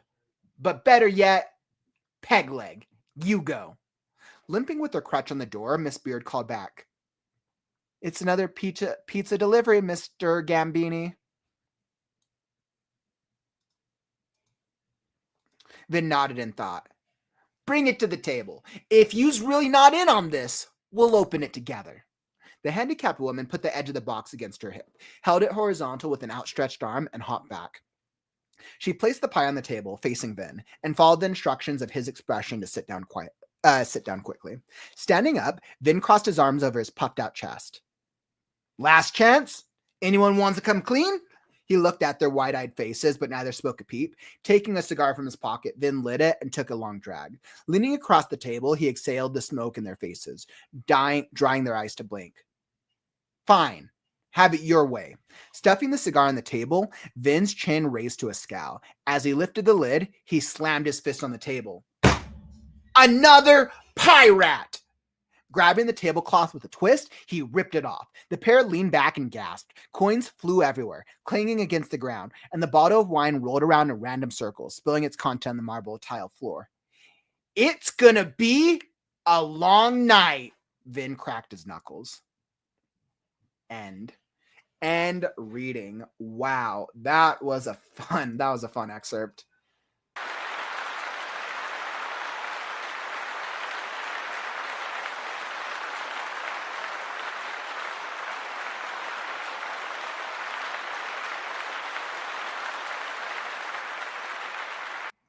Very, very fun excerpt. Thank you so much for submitting that, my friend. I definitely liked that.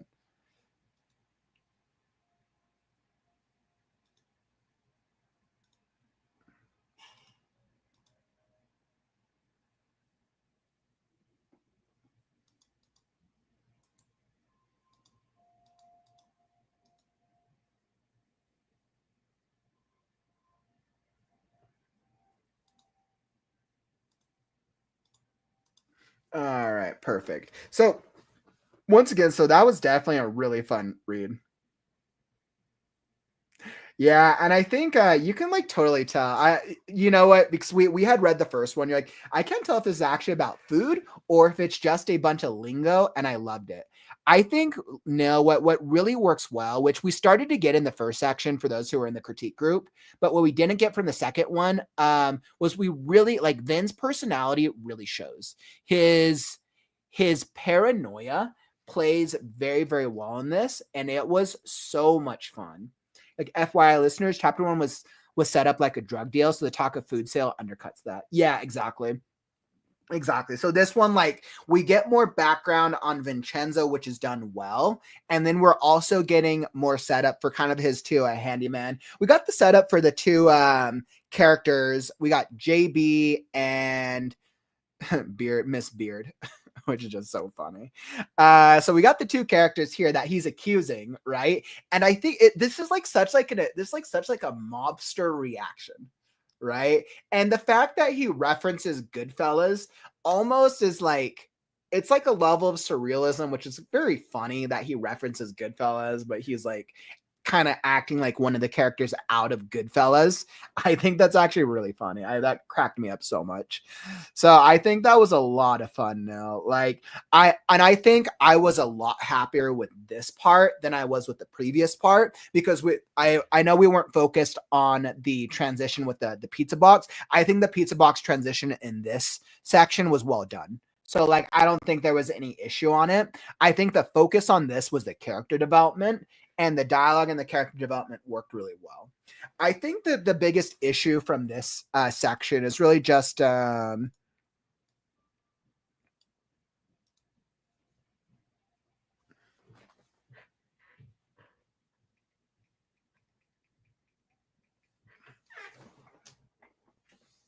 right. So I think the thing that worked really well from this section is that we got the different personalities with Vincenzo. And I think the two sidekick characters came out pretty well. So I was pretty happy with how his sidekicks came out.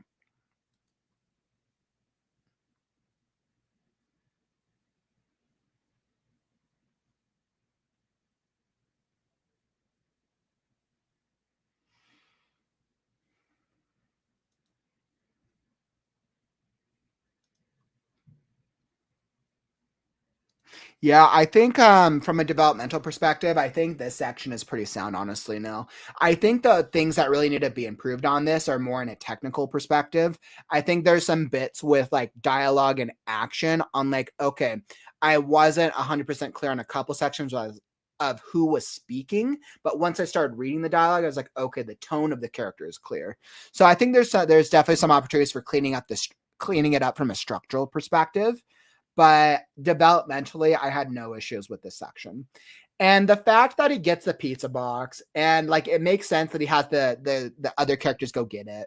The fact that it's the same exact thing and his reaction is comical, right? You're like expecting it to maybe be something where it's the same exact thing, and it's so funny. And I think the twist that the reader's like, oh, is it going to be another pie? And the reader's almost led to believe, okay, it's probably the same thing, and you're led to believe it is the same exact thing, and it's funny. His reaction is so comical. So I think this section was very, very well done.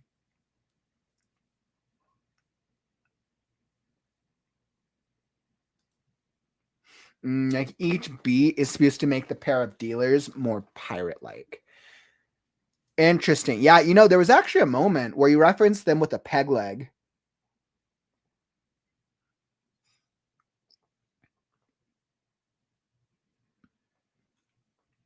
And it's funny. You did a lot of things with like you did a lot of brand recognition things, which are actually really funny.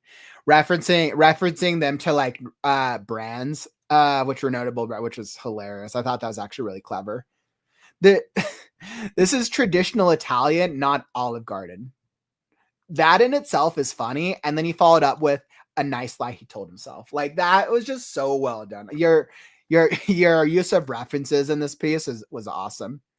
But yeah, there was the one bit with peg leg. Now, I get that you were trying to go for the pirate reference, but because Miss Beard, I think this is the reference to Miss Beard, Vin stroked his chin with his greasy hands.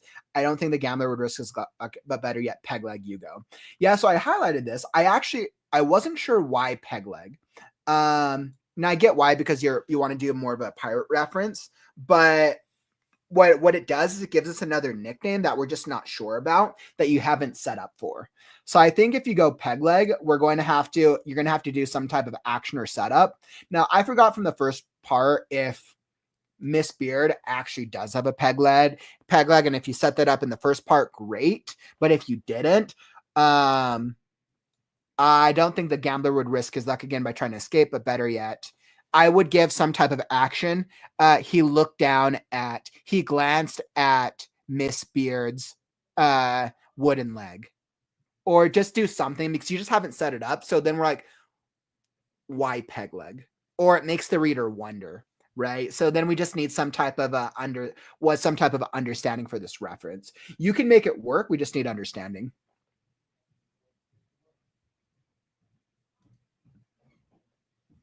Yeah, you know, the use of coins in this beat was way more pronounced. I actually like that. I almost wonder if you're playing with the seafood, I almost feel like what if this pizza also if it was like a Hawaiian pizza or if it had like shrimp on it or something like that. Like maybe if this I forgot, was it just pepperoni pizza? Did it clarify?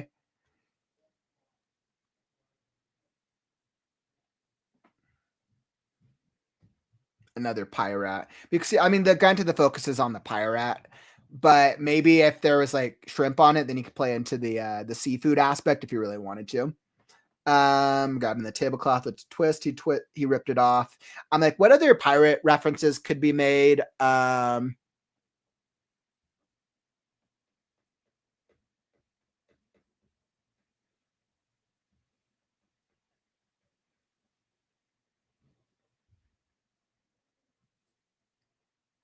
You could have one of the two side characters. You could have them start telling a story about walking the plank, or like some type of metaphorical walking the plank, or making references, or maybe the way the alcohol they're drinking.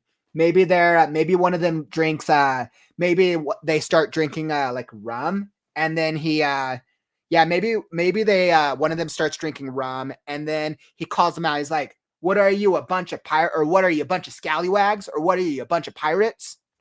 You could use that. I would like play into the pirate references a little bit, especially if you wanted to up it in this one as well. So, but yeah, I think it's fun, Neil. Great work. I don't think I have any other real references because you did such a good job with this one. And I think this one could just be improved with the technicality aspect of it and clean it up. I like that, Courtney. They can shiver to play on that phrase. I like that. Awesome. Well, Neil, thank you so much for submitting that. That was a really fun little read. And then Christina, I know you said you resubmitted. I just sent in a new form. All right, let's see. Awesome. So Christina.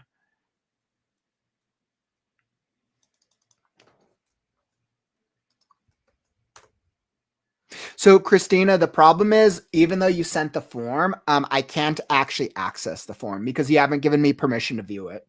So once again, you're gonna have to give me permission to view it and access it to be able to pull it up, to even be able to look at your story submission.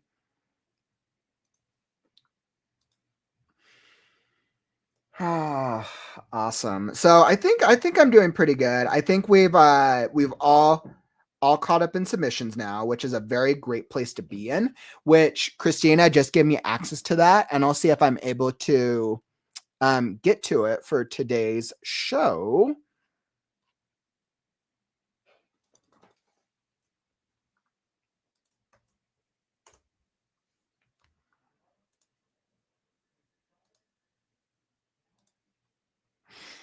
Awesome. So I'll see if I'm able to get to it or not. Oh no, bomb.com, my friend. I really appreciate you. Really appreciate you. The super chats always go a long way. They help a lot. For those of you who don't know, outside of my normal community, this is my main stream of income. I quit the day job last year to go full time in on being a professional writing business. The social media stuff is the stuff I do on the free side of it because I have a lot of fun and I love providing value to writers. So thank you, Neil. That really means a lot. She walks in with a crutch, limping in the first part. Like, how do you do that? So you should have received an email because I asked for access to it. So because I requested access, so you probably would have received an email right now that shows me requesting access. I was like, maybe I can pull up something. Can I put it in the chat? No, because it's not that. It's not the link. The link isn't what's important. You have to let me, because it's on your Google Drive. Nobody can view it but you. So you have to give access to people to be able to view it. You have to be able to give me permission. You need to create a video on how.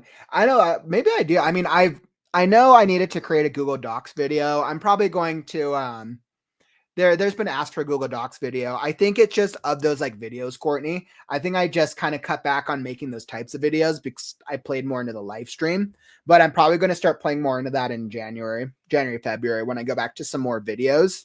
And I think a Google Docs breakdown is probably going to be really helpful to the community. There aren't too many updated good videos on how to do just everything in Google Docs. So, Christina, I can show you on screen real fast. I was like, let me pull up one of my Google Docs. I was like, is there one that I can show on screen?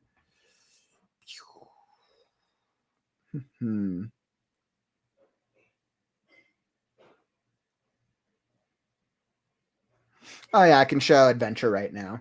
Okay, so Christina, I can show you on my screen real fast. So you can see on this is my Google Doc, right? On your Google Doc at the top, nobody can view it except for you. The only thing you have to do is you have to go up to share at the top right. It should be right next to your name. So this is your logo. You click on the share button right here. And then whoever it's shared with, you just type in their name.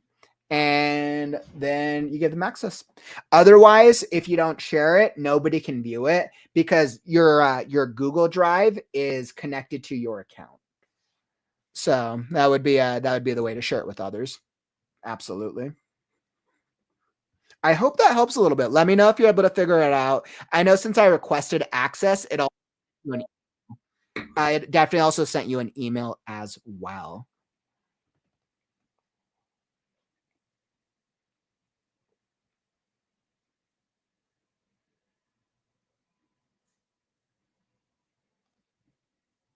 That's a good point. Let's see. Let me look at that. You're like anyone with the link. Yo, yeah. So I guess you can also copy the link as well, and then you can just copy the link over. So maybe that would as well, but yeah.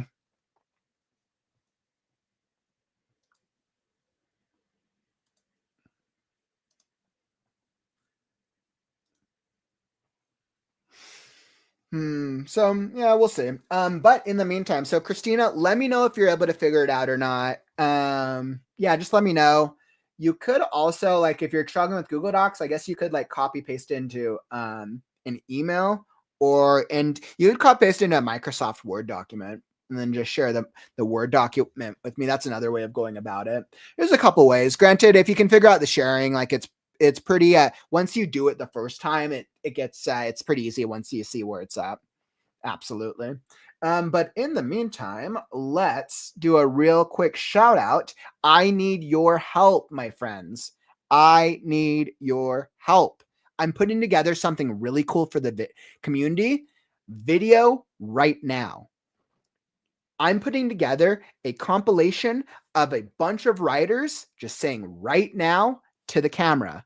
I need your help. So all you have to do is submit a 3-second video of you speaking to the camera. All you have to do is just say right now.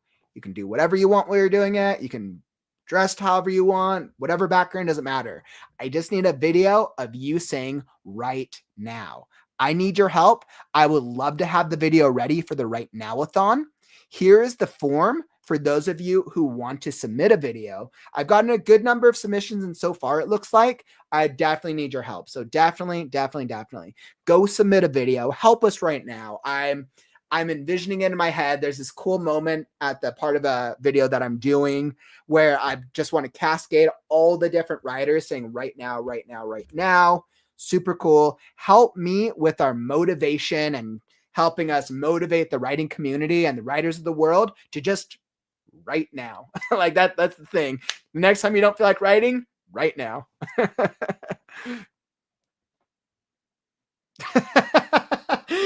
Maybe not just however you want. Oh, please be clothed. Corny, I guess is a good point. We're gonna get like some people with like no clothes, and I'm like, all right, yeah, Kauffman should have clarified. No, this can be viewed by thousands of people. So whatever you're comfortable wearing in front of thousands of people. That cracks me up. Corny, let me check. Perfect. Yes, Christina, you got it. Beautiful. So I can pull it up. Excellent. Thank you so much. So it looks like you gave me access. Wonderful. So let me pull it up on my screen and I will get it going. All right. And let's see.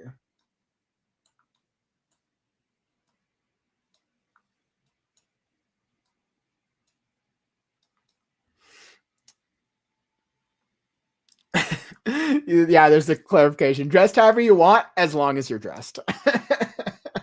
I was like, yeah, guys, we don't need our video getting taken down and banned because somebody is having somebody's a nudist out there. That's not the vibe.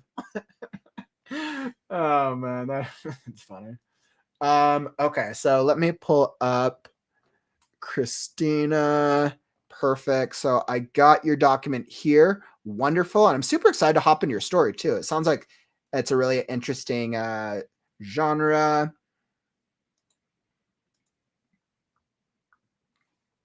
All right. So I got it on my end. So we're hopping into Christina's story, The Serpent's Rebirth, which is a dark Gothic fantasy. Awesome. I'm going to cue that up down there. Perfect. And I got it all pulled up. Perfecto. So I got that set up, and let me just double check the submission form. All right, so it looks like this is a historical fantasy romance called Curse Legacy. Let's see.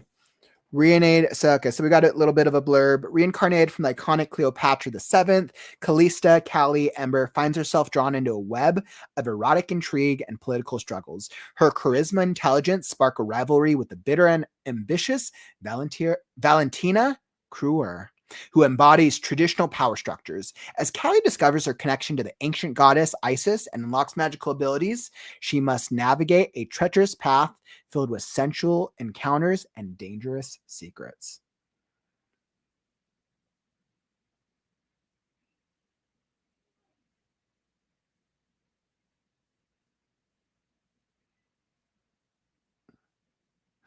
All right, let's hop into it. Let's see what we got.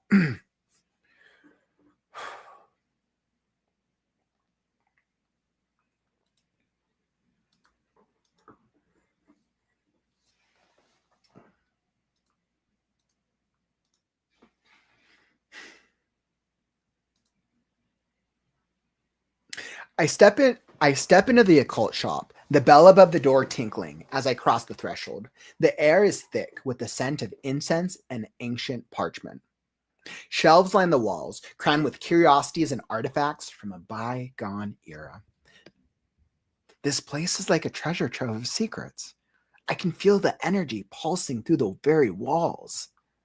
A man with piercing eyes and a knowing smile emerges from behind a curtain of beads. He regards me with an appraising gaze, as if trying to penetrate the veil of mystery that surrounds me. Do you feel it too? He asks, his voice low and hypnotic. The pull of the ancient, the call of the unknown. I nod, drawn to him by an inexplicable fate. I do.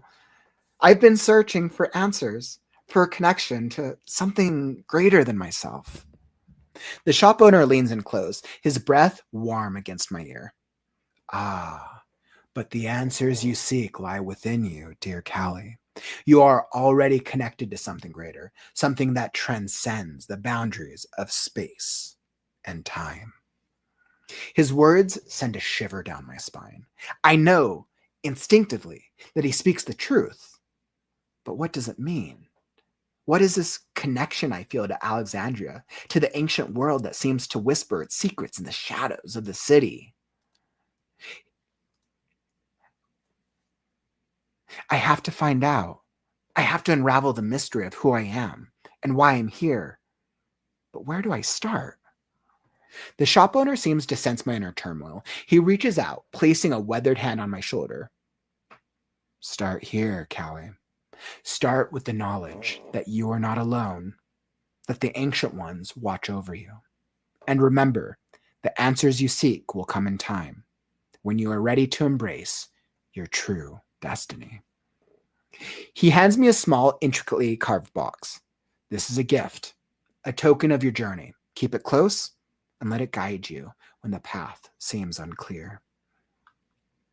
I take the box, feeling its weight in my hand. It's heavy, as if it contains the very essence of ancient Alexandria.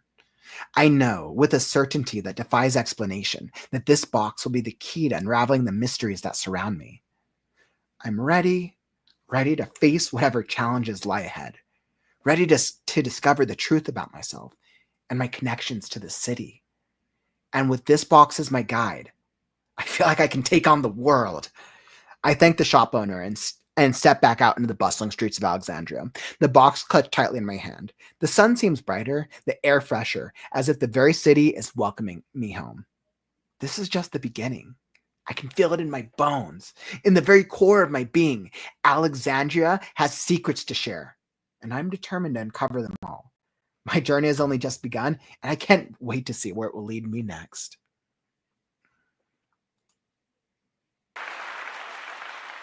Awesome.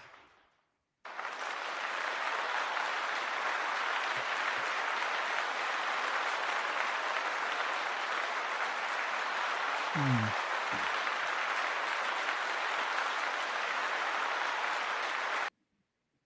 Perfect. So, Christina, first off, thank you so much for sharing that.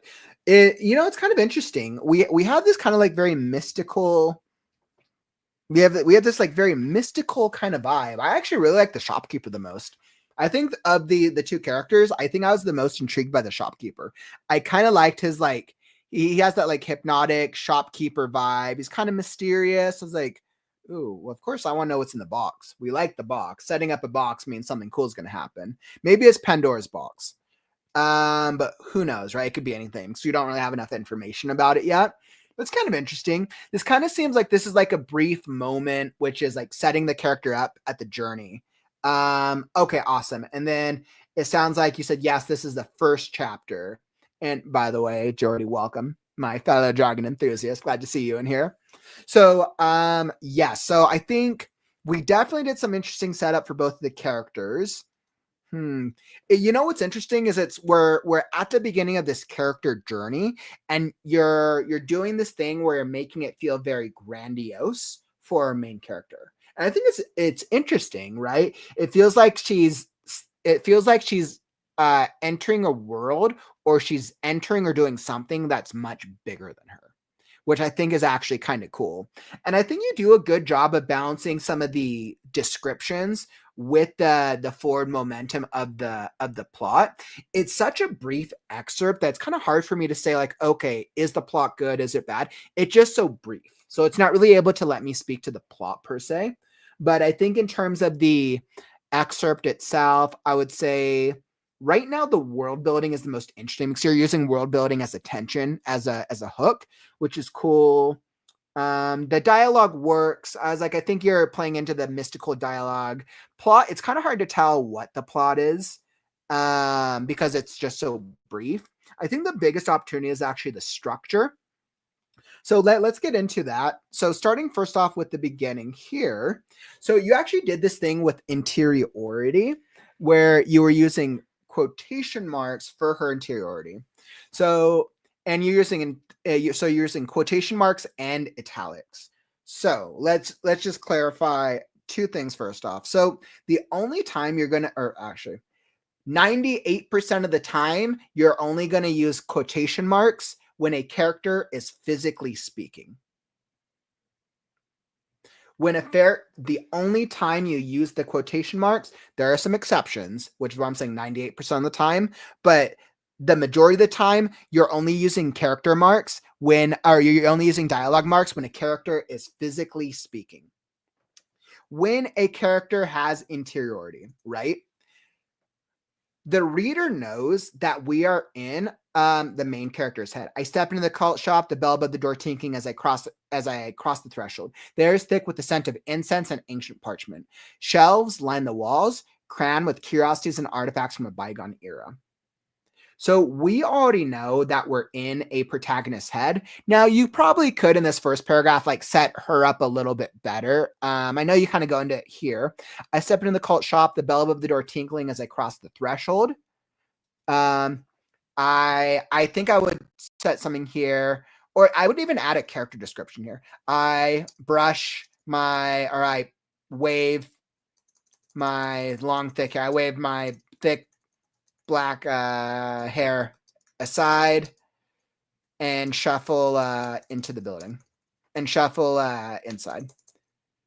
This is just a random example, but I think I would add something here that further accentuates and helps us be like, okay, this is a main character. It's a she.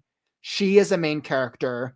And then the interiority. So the reason you don't actually need the italics here, the reason being is because the reader knows in third person omniscient, the reader knows that everything that's happening here is the main character's thoughts.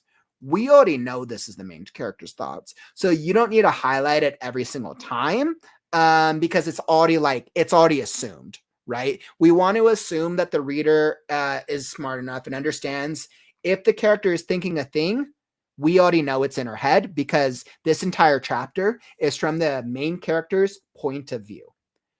Now, when you do want to use italics, you will use italics when you want to emphasize a certain thing. So sometimes, right, if let's say you wanted to emphasize the treasure trove of secrets, right? Writers will do a thing where they use italics to emphasize things, right? The problem is if you emphasized all of her internal thoughts, then all of her internal thoughts, the italics would just lose meaning, right? You want to use italics sparingly. So when you do emphasize, it really stands out, right? But where if I just did treasure trove of secrets here, it makes a treasure trove of secrets. This place is like a treasure trove of secrets. Okay, interesting. So you want to point the reader's attention that this place is like a treasure trove of secrets. And then that just pulls the reader, that just makes the reader realize, okay, they should be aware that this place, there's something strange about this place, right? Yeah, so that's when you really want to save italics for emphasizing so you don't lose their power. Now, alternatively, and this is something that I do, we see this in fantasy stories all the time, if a character is having a telepathic conversation with somebody, then you could use the italics. That would be an exception, right? So let's say that the shopkeeper was a psychic and the shopkeeper had mind control. This place is like a treasure trove of thoughts. Treasure trove of this is just example. This place is like a treasure trove of secrets. She thought to the she thought or the voice spoke in her mind. The voice said in her mind. So sometimes writers will do this if there's like dialogue that's happening in the mind. This would be with like a psychic character, a telepathic character that doesn't have a physical form. Writers will do that sometimes. So that would be another way that italics could be used. If it's basically setting apart like a certain type of style, that would be another way that someone could go about it. But right now, this is all her interiority. So the reader already knows that these are her thoughts. So I just wanted to clarify that to help out any writers in here.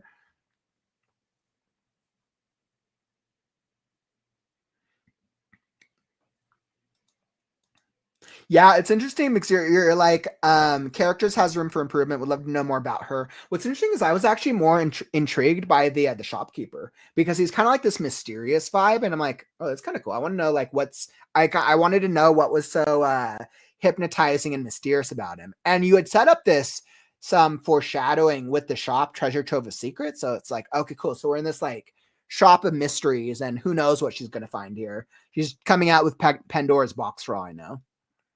So yeah, I think that plays in the character description. That you could just add maybe like a couple more like sentence here, sentence there of some more descriptions about our main character. Because obviously we're probably about to go on a journey in the next chapter and probably get more about her and who she is. But we want to be able to give the reader some more points to be able to pull the reader in so that way they fall in love with your protagonist sooner. Right now, the reader is pulled in by the mysterious shopkeeper in the box. Right. And you do an interesting thing. Once again, you're like making it bigger. Like, I love what you're doing with the shopkeeper. His dialogue is intriguing. You're already connected to something greater, something that transcends the boundaries of time and space. Love it. Interesting. And then you do references, right? You're like, what is this connection I feel to Alexandria? To the ancient world that seems to whisper its secret in the in the shadows of the city. There's a connection. You're like, that's intriguing. That makes me want to know. Okay, but what is this? So the problem is this doesn't really speak to her character. This is more speaking to the world, and that there's some type of connection between her and the greater world. It doesn't really tell us anything about who she is right now in the present moment.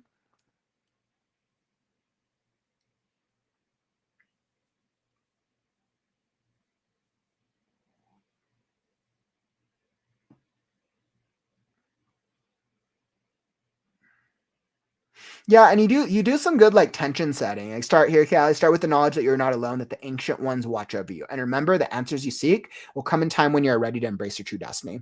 So, and even with his dialogue, like what I would do is you could probably even cut down on it, on just wordiness for his dialogue.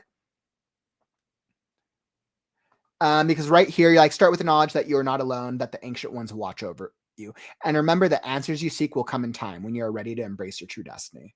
What if you did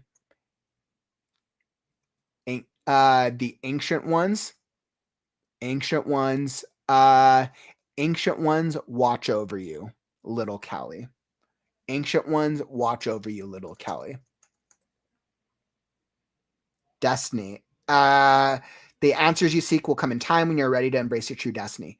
Answers and destiny in due time. Answers and destiny come in true time, right? So what you see is all I'm doing is I'm just cutting down on wordiness. I'm getting the same point across, but since he's kind of supposed to be a cryptic guy anyways, I was like, okay, so maybe he has like a interesting like word style. Maybe he says things a little differently.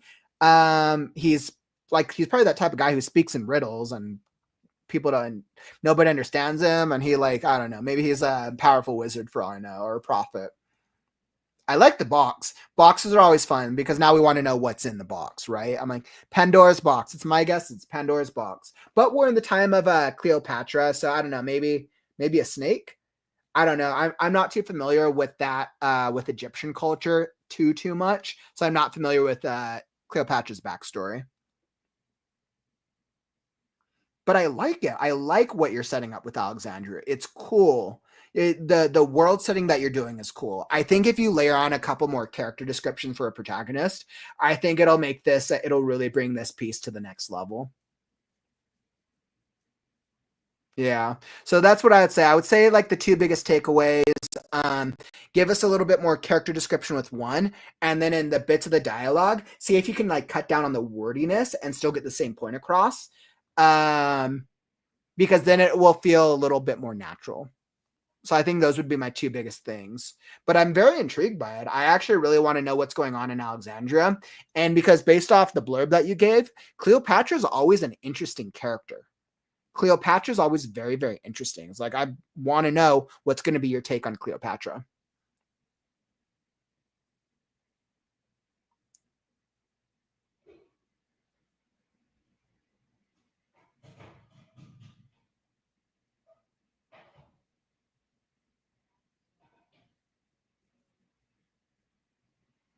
Yeah, not much is known about her. Probably because it's so early on, you don't want to reveal too much, which is fine. Then I think what you want to do, so if you're trying to save a lot of the character descriptions, because you want to save them as reveals and tensions, then you would use motivation. You would stick to the character's motivation. Why is she here? Because you want the reader to connect with an emotion, right? Why is she here in this shop? And you don't have to give the full motivation, but we need to get a little motivation so that way the reader can connect with the character, right? So I think if you use some type of emotional connection, I think that could definitely help out a little bit. And then you could do that without having to reveal too much about the character at all.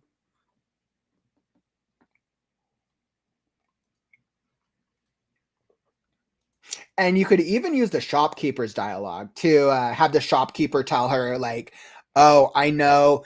Like you could even use a shopkeeper to be like, "Callie, I know you're running away from the pain. I know you're running away from death, or I know you're running away from your something and something. It's like we just need one clear specific example of we need one reason to understand either why she's there. We need a reason to connect with her.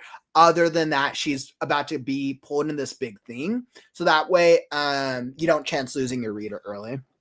You know, it was like maybe just a hint at why she went to that shop or why the shopkeeper shared knowledge with her. She is more special than other visitors to round it as a chap. Yeah, I think that could definitely help as well. So yeah, but I think that's definitely some really good recommendations. By the way, Gora, I liked by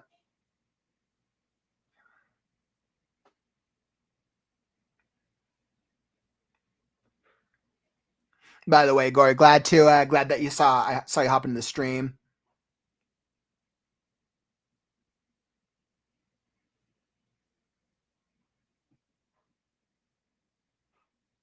Mm.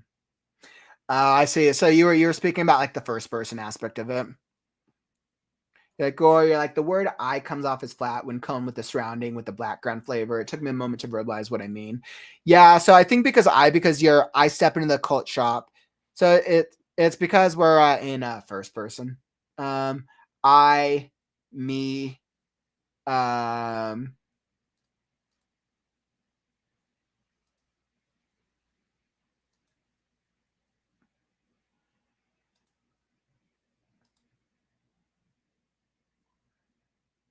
yeah, and I mean, I think first person. I mean, once again, with most books that come out, at least in this day and age, I want to say third person is generally like 70%.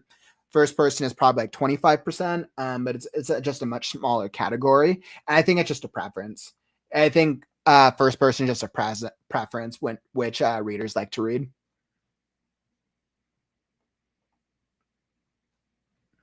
Hmm. Yeah, and that's always the challenge. That's the challenge of every storyteller, right? The hard part of keeping info from the reader is to know what info to hide and what needs to be and what the reader needs to know, right? So, which is why I'm such a big proponent of outlining, so you know how many reveals need to happen. So, like, I want the readers to know about this character point at this part of the story because you need to up the stakes intentionally throughout the course of the story. Completely agreed. Right? Jory's like, I love first person, but for me personally, like I just don't read. I'm haven't been reading much lately. I yeah, first person just different, but there's definitely an audience for first person. There definitely is. It's just a smaller audience than third person because third person I think is a little more accessible for the average reader. But there's definitely an audience for first person, no doubt. And then Jordy, I saw that you submitted so Christina, thank you for submitting that. That's all that I got for you. That's all that I got for you today. But I was like, definitely really, really great work on that part. Keep it coming. I'm excited to kind of see how the story evolves. And I imagine in the next part, we're getting more character description. So you should definitely submit again in a future show. I would love to see how the next part turns out. I want to see more of like the Cleopatra vibe. And I need to know what's in the box now. I like want to know what's in the box. So thanks so much for submitting that, Christine. I really appreciate it. And I hope that critique portion helped just a little bit, my friend. All right. And then Jordy, so I saw you put up a question. You said, I'd like to know what you think of my writing, but I have no chapter yet. Maybe I could share a small extract. How does this work? So, Jordy, for the critique show generally works best with excerpts because it's more about reading and then critiquing an excerpt of a greater story. If you're just wanting feedback on like story sections, I'd actually recommend use the Discord. The Discord, like have you tried posting your posting like extracts of your work over in the Discord yet? That would be my recommendation. It did. Awesome. Glad I was able to help you out, Christina. Once again, I love that today we got in such a different variety of stories, which was really awesome. But yeah, Jordy, I would say go post in the Discord. If once you have like the chapter, you have a greater excerpt, like you could totally submit it to the critique show. It's just what I've learned after 170, 180 stories of the previous 32 episodes of the critique show is that this specific format works best when it's an excerpt of a greater story that you need feedback on, because then we can help provide feedback. If you're just kind of wanting to show like your style, I would say the sharing work channel. I believe it's called the sharing work channel in the Discord. I'd recommend sharing there if you haven't already. And I'd love to check it out. I always tell writers, like I get asked all the time to read stories, and oh, you post in the character arena. That's right. I've been so behind. Jordy, thanks for reminding me. Actually, I've just forgotten about the character arena. I'm going to go. Thank you for the reminder. I'll go check it out this weekend. That's actually super cool. I completely forgot that there was a post in there. I'm going to go check it out, Jordy. Thanks for the reminder. Awesome. So with that being said, I have a special surprise for all y'all. So I thought it would be in the future. So to get critiqued on my story, so you can submit it to the form. It's actually linked down in the YouTube description. And if you submit now, then it'll get queued up for the next show. So all you have to do is submit to the it's called the Story and Critique the Submission form. It's down in the YouTube description. You can submit now, and then it'll be queued up for the next show. Absolutely. It's pretty simple, and I'll usually advertise it on the channel leading up to the week before. Jordy, also, like if you ever want to see get my schedule, if you're not already, you can also subscribe to my newsletter. The Art of Writing newsletter, I send my subscribers my live stream schedule on Sundays. So like if you want to get access to that, then that way you can get the live stream schedule, and then you get access to the submission form, because I advertise the critique show a week before it actually goes live. The subscription link to the Art of Writing newsletter is down in the YouTube description as well. That's what I always recommend to people if they want to be able to follow when I'm live streaming. If they want more info like that. Awesome. But excellent. Glad I was able to answer that. But like I said, I have a cool surprise for all y'all. So today marks episode 33 of the Story and Critique Show. We've done over 33 episodes now. And like I said, I would need to go back and count, but well over 170 to 180 stories critiqued so far throughout the course of the show. This is the last episode of this year. We'll be back with the Story and Critique Show next year. But as I was looking back and as I was thinking back on the year and the Story and Critique Show so far, the Critique Show is definitely one of the most popular weekly streams, and we have come quite a ways. So I thought it would be a really cool way to end off the Story and Critique Show with the very first critique that I ever did, which was The Last Scarecrow. So I'm going to do a very brief excerpt of Scarecrow. Now, I know you guys usually see me doing the writings or writing it on stream. This is going to be an excerpt. I'm going to do the very first chapter. The very first chapter is really short. And I'm going to critique my own work, right? Because this is the format that I'm doing it in. It's been a while since I've looked at them, and it's probably been about 2 months since I wrote this chapter, but I wanted to see how it sounded. The very first thing that I ever critiqued was The Last Scarecrow, because that was before I started getting critiques from others. But way back in Story and Critique Show episode 1, if you want to go back that far, you'll see those way back when I was still adjusting the format.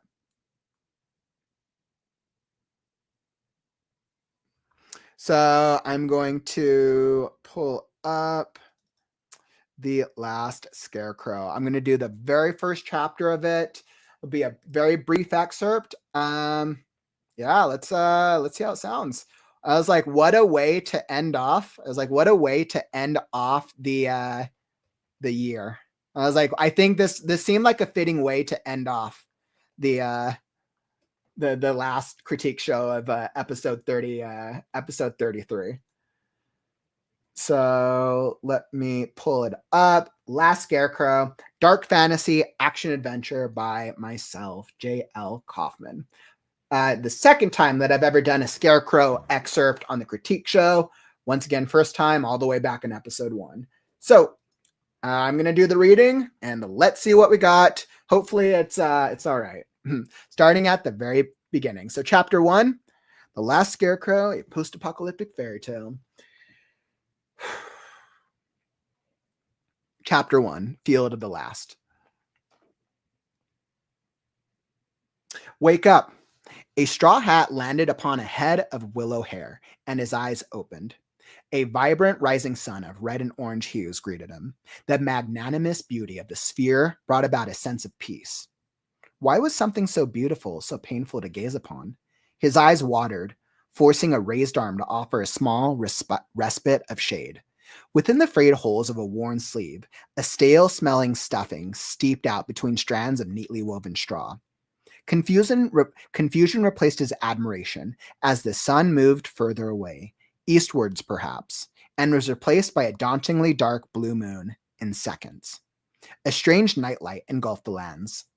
Off in the distance, dumb scarecrow, dumb scarecrow, dumb scarecrow, a crow cawed from a wooden stake up above. He peered down at his fingerless canvas gloves with twig-wrapped vine fingers sticking out as he stretched them. I'm a scarecrow? He whispered and smacked his lips. How long had it been since he had uttered a word? Any word. They felt dry, but of a thicker material than the gloves or straw billed. Perhaps he should try. Focus, Scarecrow, the crow cawed, landing squarely on top of his head, which he could judge from a pair of talons that sank through the hat. The crow tilted its head down in front of the Scarecrow's face. At this closeness, the sleek white and gray feathers running around large eyes, one black, one brown, were very noticeable. The crow's head twitched. Not a scarecrow. Not a scarecrow, just a scared crow. I don't feel like a crow, or scared. Granted, he didn't quite understand what scared meant in that moment. Actually, I feel... The crow pecked at his eye. The scarecrow flinched, thinking he'd just lost an eye, only to realize a clear protective thing had blocked the crow's beak. He felt his face as the crow flew around him in circles, squawking, "Scared crow, scared crow, scared." A thin, soft blue fabric covered his mouth. No wonder his voice was muffled. He tugged, feeling the knotted fabric drop to his chin. Covering his eyes was a pair of...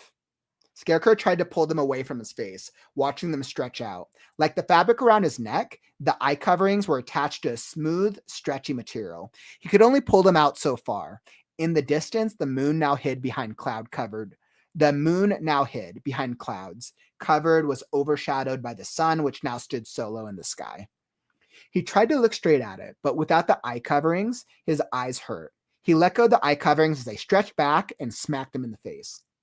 He fell onto his side, wincing.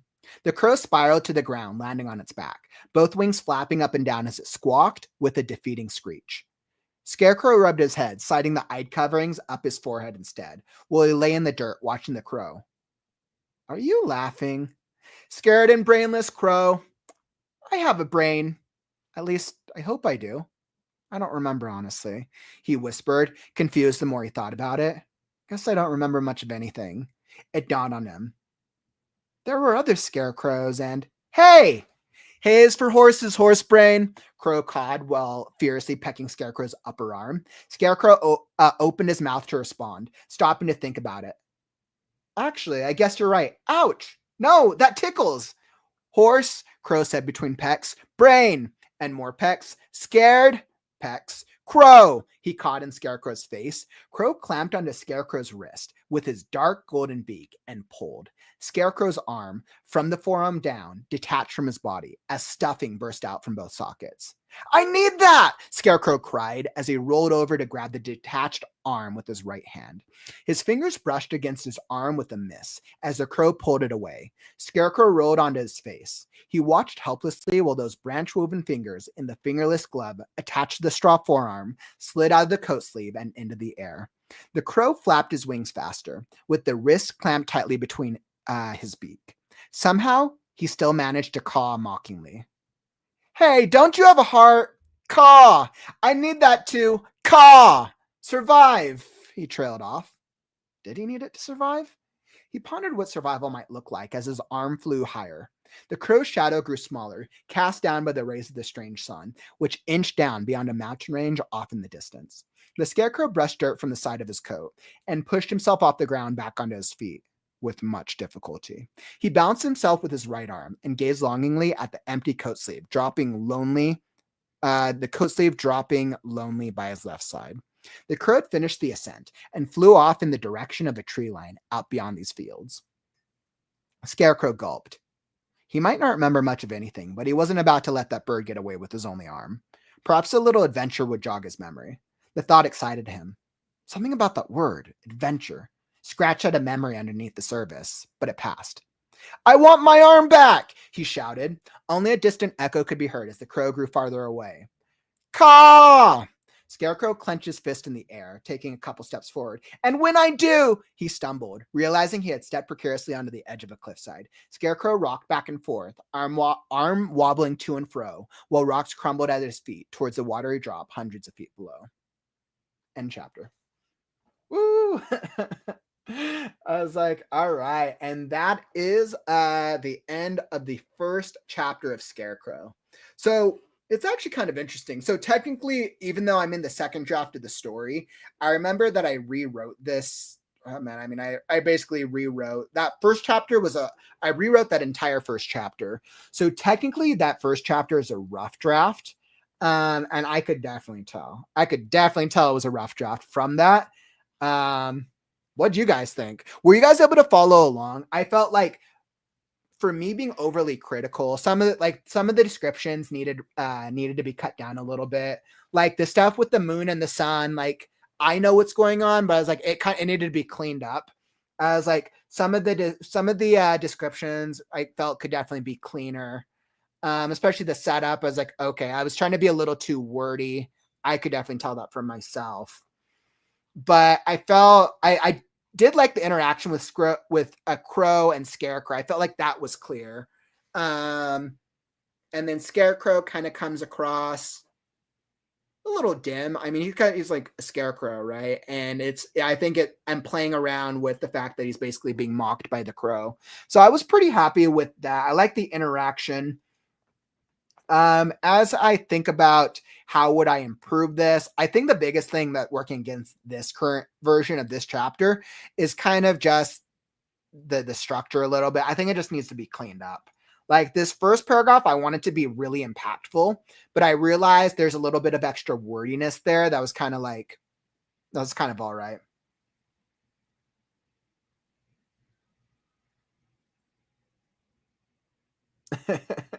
Like, I'm curious what you were reading before you rewrote this. Yeah, so in the original draft, it just woke up with Scarecrow looking at a field, and then the crow took his hat. So like I started off with the action immediately, and that it started off with immediate action. Scarecrow, Crow takes his hat, Scarecrow runs and chases after him. I realized I needed to do a little bit more setting because because the world is so prevalent. The treacherousness and the just the vibe of the world is so prevalent. I needed the world to be the first thing Scarecrow comes into mind. I needed his lack of memory to be a little clearer. I also wanted Crow to be a more notable antagonist during this first couple of chapters. But I don't want him to be I don't want him to be disliked. I wanted him to be kind of like, okay, he's kind of just a crow playing around and making fun, joking or making fun of him. Like, okay, he's a little odd. And then he takes his arm, right? So like, all right, well, and even then Scarecrow's arm gets taken and he doesn't even consider going after it. He's just like, oh, well, I don't need an arm. And then he changes his mind. Oh man. So I was like, I'm pretty happy with how it starts. I think once again, like personally, when I was reading it, I was like, there's just a little bit of wordiness that needs to be cut down in the descriptions. But I'm happy with how it's come out though overall. Yeah, I'm very happy with how the first act has come out. And it's crazy now that I'm basically at the end of the first act. This is just like trip down memory lane for me. Like nail like that damn crow. Like our eccentric Mr. Crow. But yeah, my friends, that is all that I got. Thank you all for tuning along. Thank you for joining me in a little bit of a live reading with Last Scarecrow. I, of course, am having so much fun with it. Yeah, and it's interesting now that I'm like reading. I'm like, how does he come across? I think Scarecrow's coming across how I want him to at this point. So I'm pretty happy with that. The era of the pew pew pew. I was like, I think we start getting more pew pew pews from Crow once we get into Act 2.